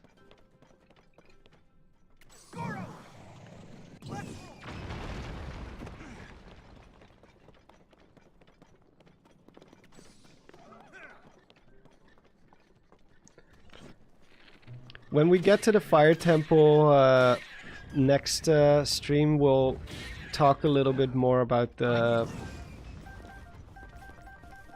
the environment, because I do think they had a big opportunity to really do something special with Gorandia, but they didn't really do that, which I do think is a bit of a shame. It doesn't feel like it was this huge majestic city. Like when you hear the rumors about it, like, oh, Gorandia, you know, you think of something akin to Atlantis or something, like this lost ancient city. But there's not really anything there to indicate that there's people who used to live there. Here I go. Like there's no sanitation or like housing in general, or you would expect to see a little bit more of signs that, like, oh, this place used to serve as the lunchroom, or you know what I mean, like, and this used to be the dormitory, or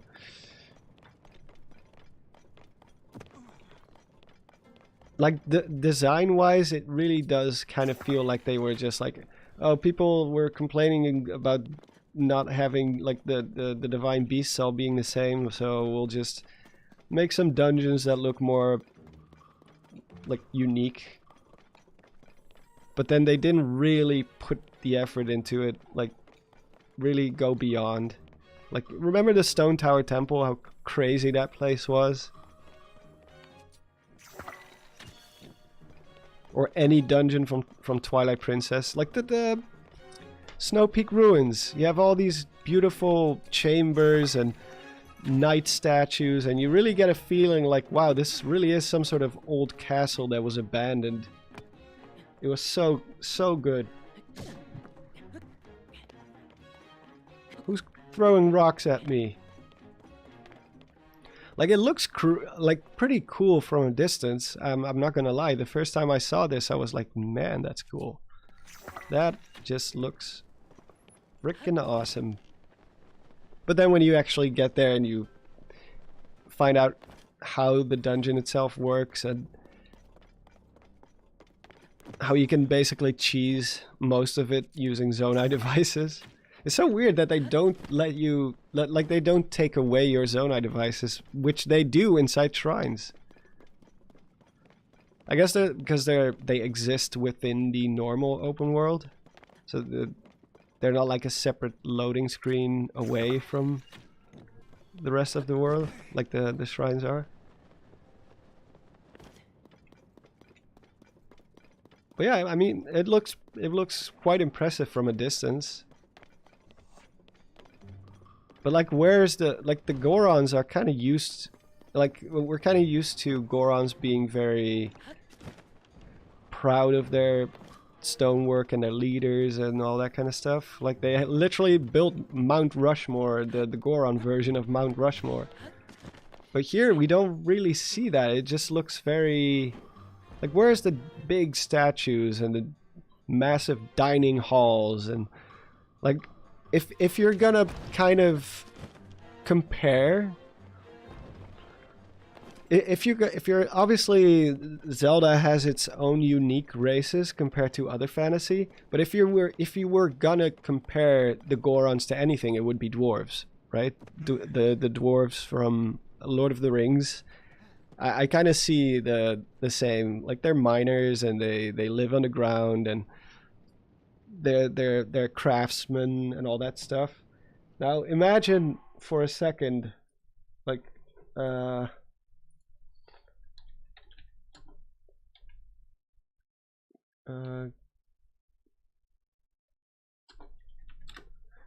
me see. 1 second.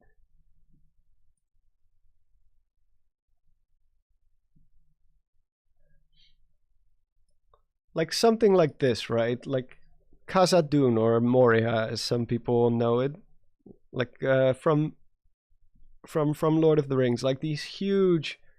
Moria used to be, before it was called Moria, when it was still called Khazad-dûm. Like it's this huge underground city. Like just a majestic, giant underground city. And of course in the movies, by the time they get there, it's been abandoned and it's fallen into decay. But you still see the remnants of the massive halls and the treasure and you know, the housing and all that kind of stuff. Obviously this is all concept art. I don't know if there are canon depictions of Khazad-dûm. But something like this, that would have been great as a design for Gorondia. But they just didn't go that extra step where they really put the effort into it, you know? I don't know if there's any other depiction, like these huge dwarf statues, for example, and like show how proud these people were and the craftsmanship they had. Just a little bit more.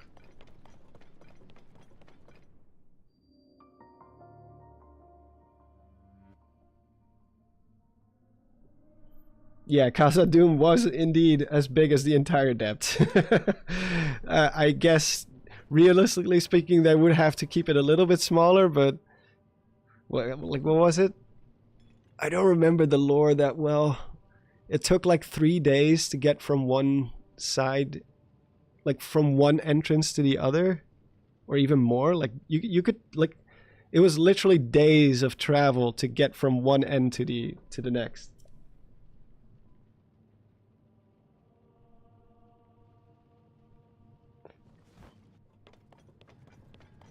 But like for a lost ancient city, it just, in my opinion, it could have used a little bit more of an indication of, hey, these people used to live here.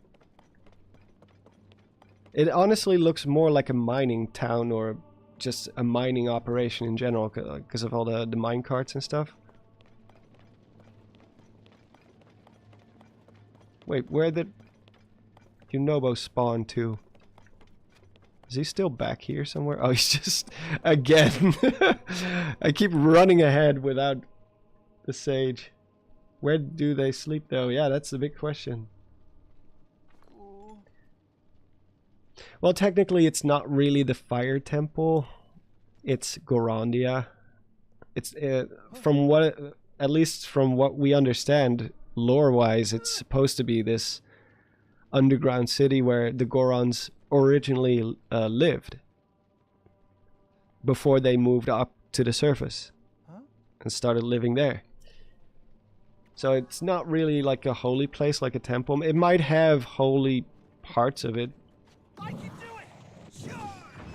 Like how they sometimes build a church underground for miners so they can still do service.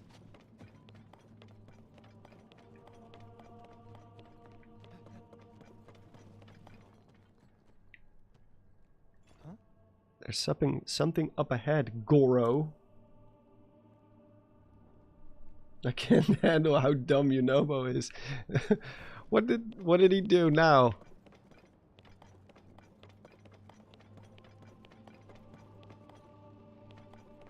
Yeah, the music is really good in this part.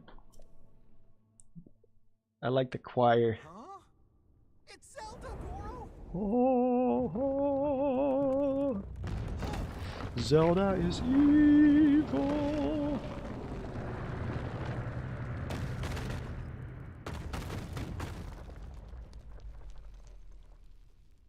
Well, she's dead, and then just go away. Deliver the news to to Purah. Well, we tried, but she got crushed by a bunch of rocks. Huh? This is so painful from a story perspective. Yeah, it kind of is.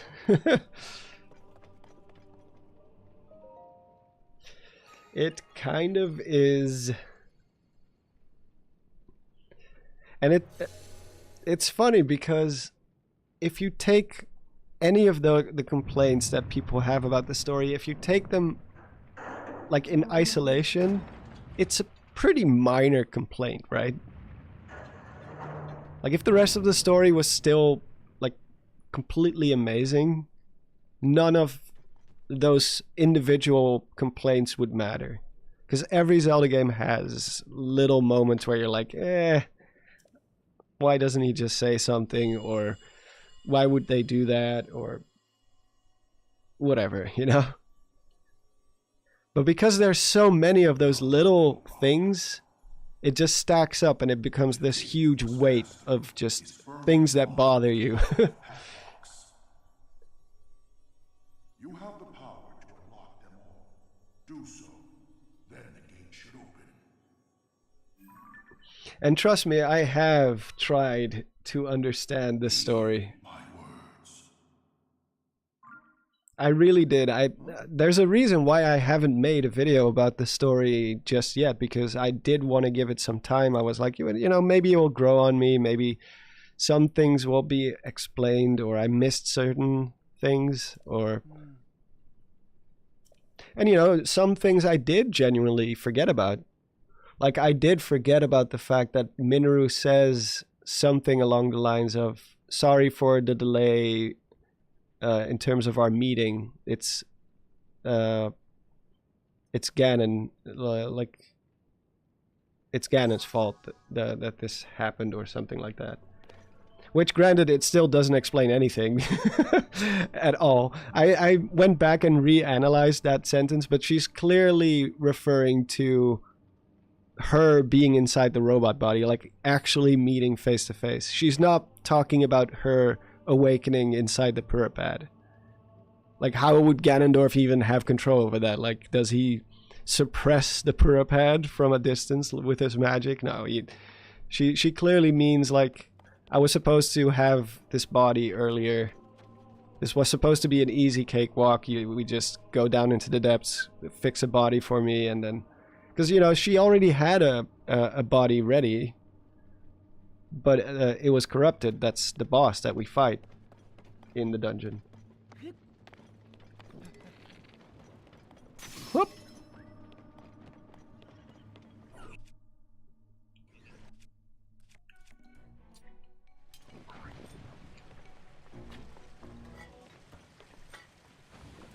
Whoop!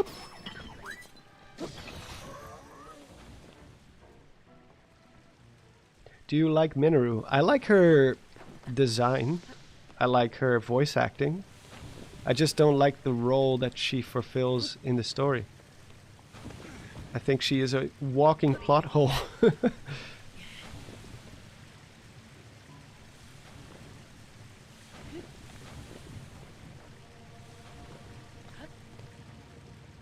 Like, probably one of the biggest problems with the story comes from the way they handled Minoru.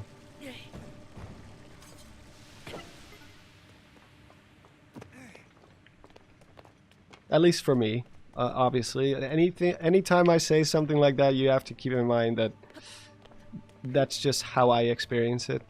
And I will try to do my absolute best in my video to make that clear, because people are often taking it like they kind of assume that you're trying to be an authority on it, which I can guarantee is not the case. I don't view myself as an authority on anything.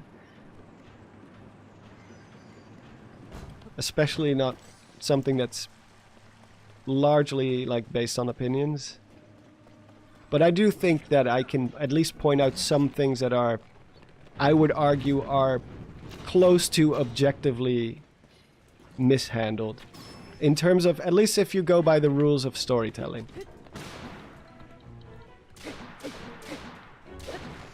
Because storytelling does actually have rules. In fact, I looked them up not too long ago.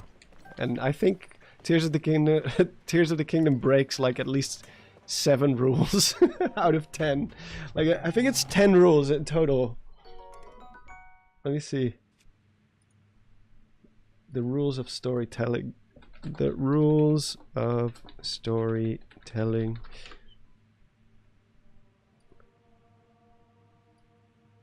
Yeah, the 10 rules of storytelling. Let's take a look real quick, because we're not doing the whole dungeon today. Follow a clear structure. It's important for a story to have a beginning, middle, and end. Well, that one I think they do. Like Tears of the Kingdom definitely does that. In fact, I would argue that the beginning and the end are the most solid parts of the entire story. And it does have kind of a middle, especially with the whole Phantom Ganon. That's kind of like the middle part. Ensure the audience can relate. If the audience can't relate to your story, it can relate to your story, it can be more effective. Researching your audience to understand their feelings and expectations is useful to craft a compelling story. When an audience feels a connection to the story, they are more likely to engage with the brand and take the desired action. Okay, this is also kind of based on marketing, I guess. But I mean, same goes for a lot of things. Well, this is where Tears of the Kingdom makes the very first mistake. Like, how can I relate to Link if he doesn't reflect my actions and knowledge? Like, when Link knows Zelda is a dragon from the memories and he doesn't tell anyone, that immediately shatters any sense of me still being able to relate to him, because I'm smarter than Link at that moment, at that point in time. Feature likable characters. Okay, Tears of the Kingdom has likable characters for sure. In fact, that's probably Tears of the Kingdom's strongest suit when it comes to the lore, at least. Like, Sonia is a great character. I think Rauru is a really good character. I just wish they didn't call him Rauru. I think it would have been better if he was called something else, because we don't have to have a Rauru there. We know who Rauru is, at least the people who play the games or played the previous games. I think Rauru would have been a better character, at least, if he just had a different name, because when you go down to, like in the beginning, when you go down to Ganondorf's corpse and he says, Rauru put his faith in you, a lot of us old school fans were kind of thrown off, like we're given like false hope, where we were like, oh, he remembers, he still knows everything that happened in the distant past, like with the Hero of Time and all that stuff. Like, it's the same Ganondorf. And then he actually just means float goat Rauru. Yeah, Sonia is incredible. Her charisma is, which is why I wanted to see more of her. I wanted to see way more of Sonia. It's already bad enough that we have only so many memories, but she's even absent for a majority, or not a majority, but like a significant part of it, because she did. But yeah, I think this one is fine. Appeal to the audience's emotions, also fine. The transformation, draconification scene is very good. Include surprises. Well, they tried. They definitely tried. But they didn't do a very good job with it. Like, if you didn't see the dragon twist coming at that point, unless you like just didn't collect any of the memories, even then I think you could have probably guessed. Include the necessary information. Yeah, that one is also kind of a bust for Tears of the Kingdom, because there's a lot of stuff that they just leave out or don't tell you about.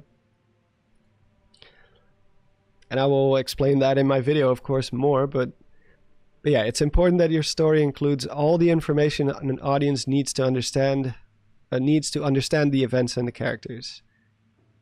For example, how can Zelda be related to Rauru and Sonia if they both end up dying? You know? And I've seen that defense before where people are like, well, I mean, they don't have to show the kid. It's like, well, yeah, they kind of do. At least from a storytelling perspective, they kind of do. Because now we just have to guess. And there's nothing in the story that indicates that they had children. Nothing. And they could have just added that as a piece of lore on a tablet somewhere. They could have just, like the tablets on the Sky Islands, those secret tablets that were written by some sort of, I think it was some sort of maiden, someone who worked in Rauru's castle or something, some handmaiden or whatever it was. She could have been like the babysitter, like something along those lines. Because yeah, I care if a blood connection is hinted at and both those characters just die, then obviously I'm gonna question, like, wait, what? How? How can that happen? Use your own experiences. Well, that one I cannot really say anything about because I don't know who wrote the story and how. It doesn't feel like it was like very anecdotal or based on real events, like in Majora's Mask, for example. The whole idea was based on, they went to a wedding, I think. Yeah, I think they went to a wedding and there was like a missile threat from North Korea. So that was a really, really awkward situation. Like, you're at a celebration, you're supposed to celebrate, but at the same time there's this doom and gloom hanging over you. Like, any moments the sirens can go off and a missile is gonna land in Japan somewhere. Like, I think that's what they based Anju and Kafei's story on. But I don't know. I can't really say. Man, my voice is completely destroyed at this point. Highlight challenges and how to overcome them. Great stories have conflicts or challenges for the characters to overcome. These challenges help develop a structure within the story and make it more intriguing. Again, marketing purpose, blah, blah, blah, blah, blah, blah. Yeah, this one is a difficult one for me to decide on. Like, obviously there are challenges in the story, but it just, sometimes it does feel like it comes a little bit too easy. Like the struggle seems a bit too easy. Like, the stakes don't feel as high as it did in Breath of the Wild, I guess, or in other Zelda games. Like, in Breath of the Wild, the sheer destruction of the Calamity kind of showed what would happen if Calamity Ganon would break free again. And here, you don't really get a feeling of what Ganondorf's gonna do. Is he just gonna keep the Gorons high? Is he just gonna keep polluting the waters? Like Ganondorf, just the fact that they reduced him to one of those typical villains who just hides and just kind of for the rest of the game doesn't really show up unless it's his minions or a ghost's version of him, or like Phantom Ganon.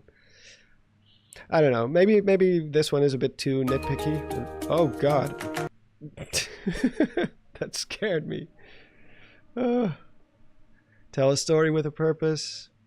Yeah.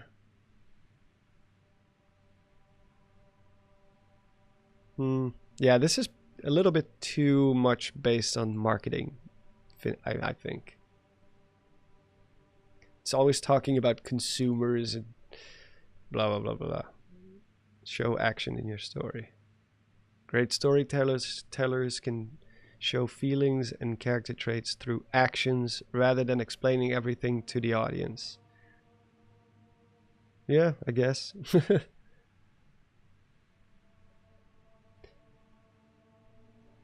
But yeah, I don't even know if this was the list I used last time, but there's a couple of them.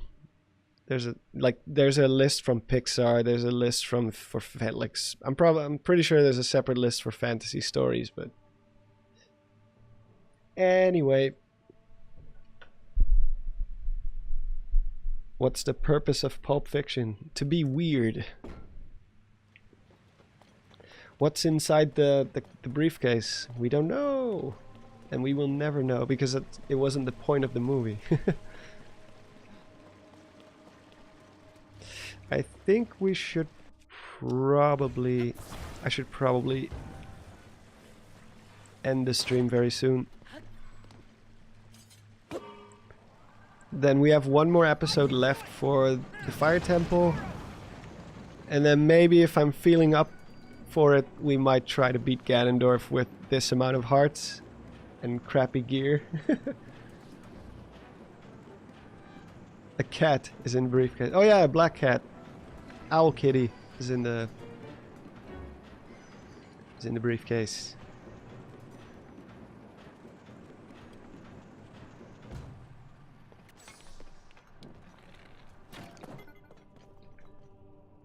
He can do it. He sure can. Ugh.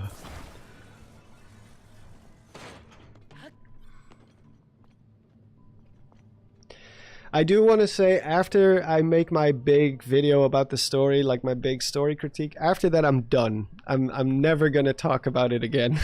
At least unless maybe it's on a podcast or something, but not on the channel, because I think the whole purpose of the video is just to get it all out, get all my feelings about it out there, and just move on from there. You know, the next Zelda game will be something new, something different.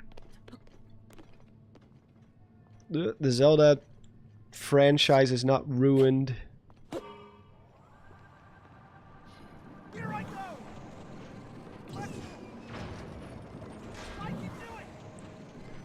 If there's anything you can bet, is that Zelda is always going to be innovating, always doing new things. So it's only natural that sometimes you're gonna run into something you personally don't like. Oh no, I didn't want to eat that. I wanted to shoot it. Do I have anything ice-based or water-based? Oh yeah, I do. Uh-oh.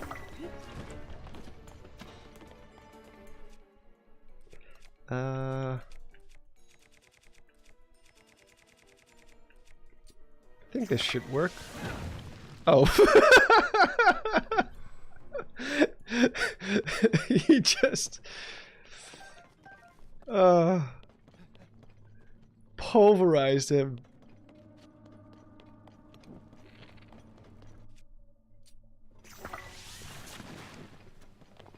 I am glad that Yunobo is on my side.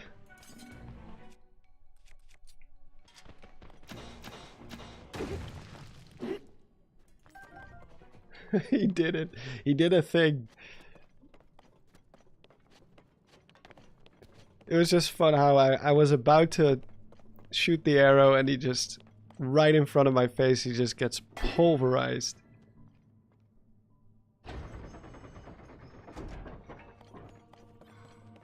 absolutely smashed to bits.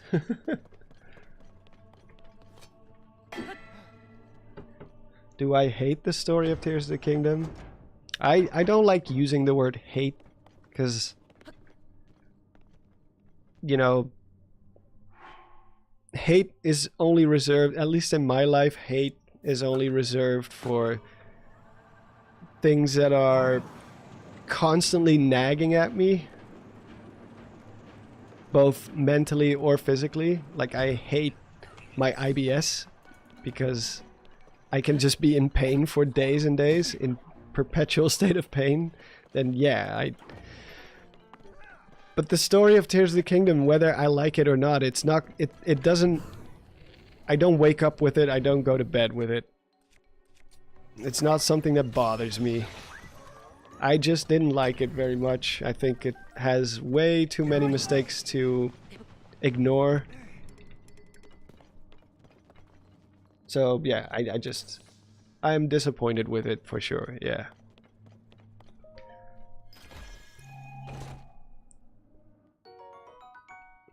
The story and the amount of environmental storytelling, the lore of the world itself, the world building, I would say that I am disappointed with that, yeah.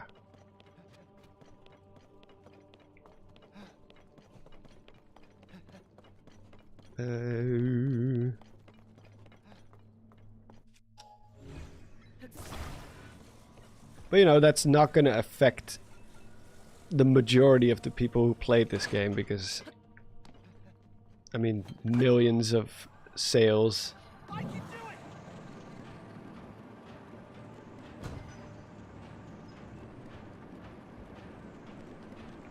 Oh no, I didn't want to go that far back.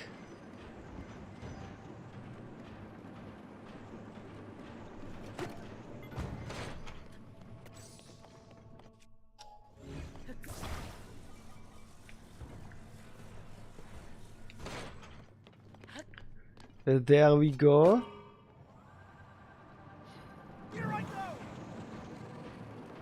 The main storyline for Tears of the Kingdom is better than every previous 3D Zelda game. I hard disagree with that. I think it's the worst story in any Zelda game to date.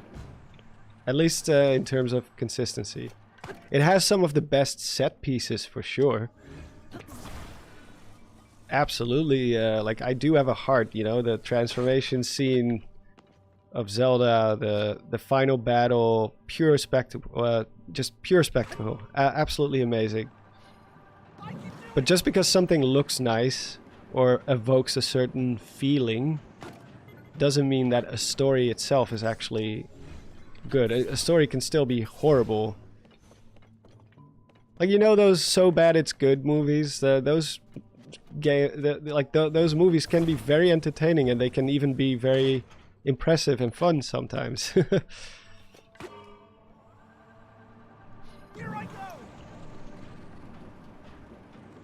I've said that many times before on this stream, and that's definitely not something I want to keep repeating, but there's a huge difference between writing / storytelling and set pieces. Or scenes, or action in general, you know? You can have the best CGI effect scene in a movie, but it's not going to make the story, or the writing, I should say, any better. It's just something to complement it. And in that regard, Tears of the Kingdom did do a very good job with its you know, overall set pieces. One of the best final fights in the game, probably.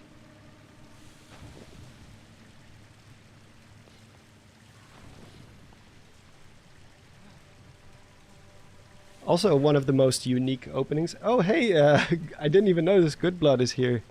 How you doing, man? Oh, you're someone who definitely knows a lot about story, like writing and stuff like that. How have you been?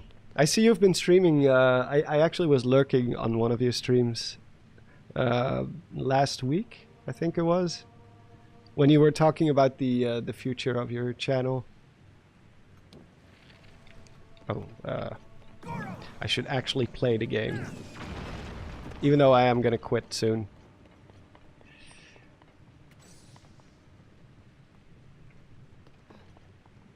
Can I recall this, or will it bump into the other rock?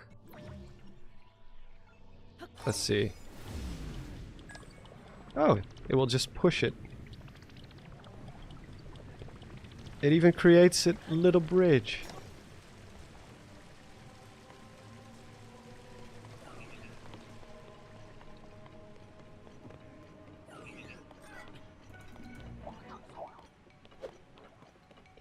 I've jumped in an interesting point in the conversation. Oh yeah, we've been talking about storytelling and writing and all that kind of stuff.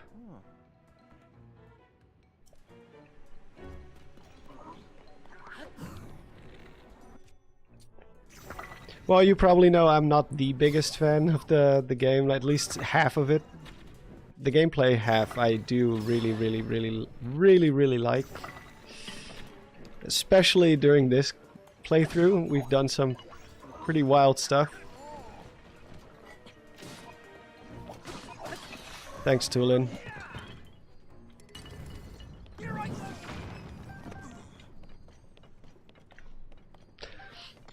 Like, I even enjoy the themes, like the whole idea of the game being based on like the hand symbolism. I think that's a great idea.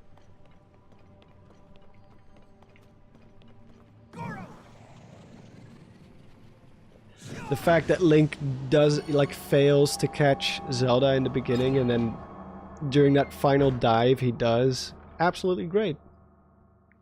Super good. Yeah, the hand motif.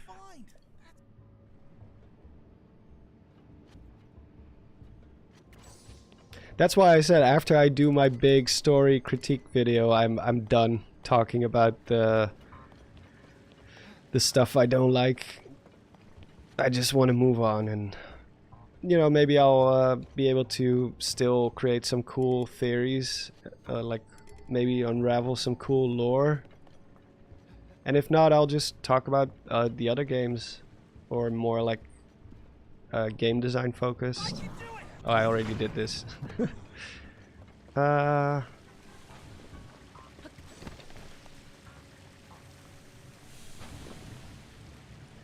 Bosses are better than the ones from Breath of the Wild. Oh yeah, like Mulgara alone is is already standing tall above anything else.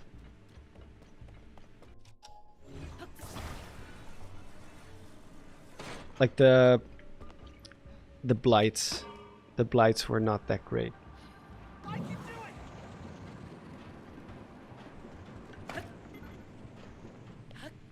This was all the fault of Scott there was.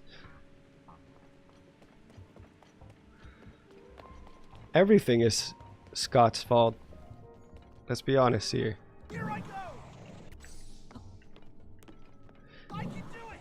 But yeah, I am going to end the stream very soon because my voice is completely trashed at this point. And also it's getting close to midnight. Gotta keep my schedule healthy. Or else I'm just gonna end up becoming a night owl again.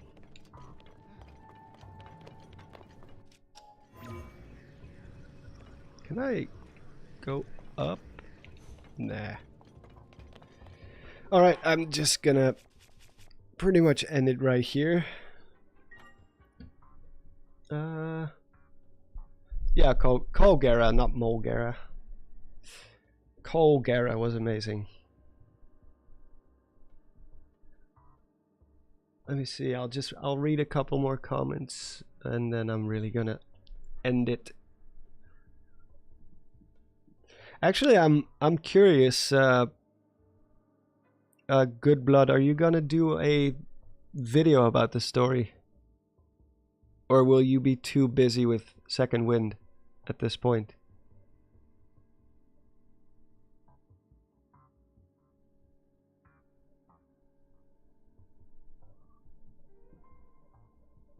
Because I am very curious to see, like, any perspective I can get on the story. Like that kind of stuff, it interests me, and I think it's just funny to, you know, well, not funny. I think it's fun to analyze what people think of the story and why.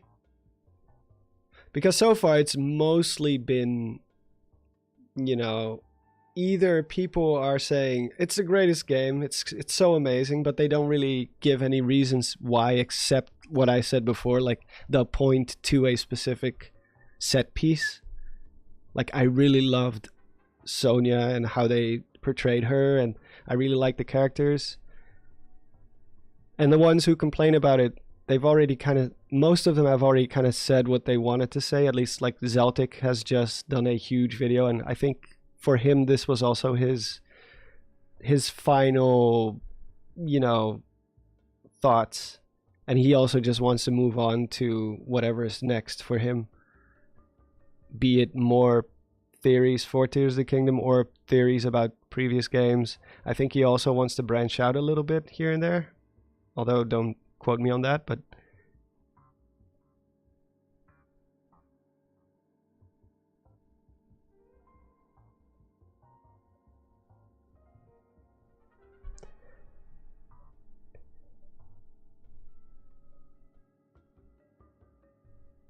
what is incredibly condescending? I mean, I've seen you be like being a little bit of a antagonistic, the antagonistic type here. So far, you seem to think that everyone here in my chat who agrees with me are basically just meat riders, which, just think about that for a moment. It's really, that is condescending to say, to be honest, but I'm not going to pick fights with you. Either you're going to calm down a bit and just talk about this in a mature way, or I'm going to have to time you out, which I don't like doing. I really don't like doing that. I think everyone should be able to voice their opinions. Like, if you think the story is amazing in every single way, even not just because of the set pieces, fine. Give reasons why. Give us proper arguments instead of just insulting people. It's not cool. Because you're making all these people in my chat seem like they don't have a will or mind of their own. They're just parroting me. And I'm not an important person in any way. Like, even for Zelda YouTube standards, I'm like still somewhere in the middle, you know? So it's not like I'm an authority on anything. Just be, that's all I'm asking. Like, just be mature about it. You don't hear me say to you don't hear me tell other people that they're stupid or what they're saying is condescending or whatever, just because I don't agree with it. I don't agree with Goodblood, and I consider him a creator friend of mine. He has made it pretty clear, at least to me, that he's a big fan of the story. And the themes and all that kind of stuff. So, but yeah. I think that's about it. It kind of sucks that I have to end it on a bit of a sour note, but, you know, it is what it is. We'll be back with the positivity next time, and we're going to finish the Fire Temple, defeat the boss, and then after that, if I feel like I can do it, I will try to face Ganondorf with 7 hearts. I'm probably gonna have to cook a lot of meals, like hearty ingredients, collect a lot of those, because man, it's gonna be tough. I don't even remember how I beat him fully upgraded with the Master Sword and a lot of hearts, full stamina. Yeah, it's not gonna be fun. Well, it is gonna be fun, but I'm probably gonna get my ass kicked. I already kind of struggled with some of the bosses, so it's gonna be interesting. But yeah, thank you all so much for joining, as always. I hope I will catch you on the next stream, and see you next time. Bye bye, everyone.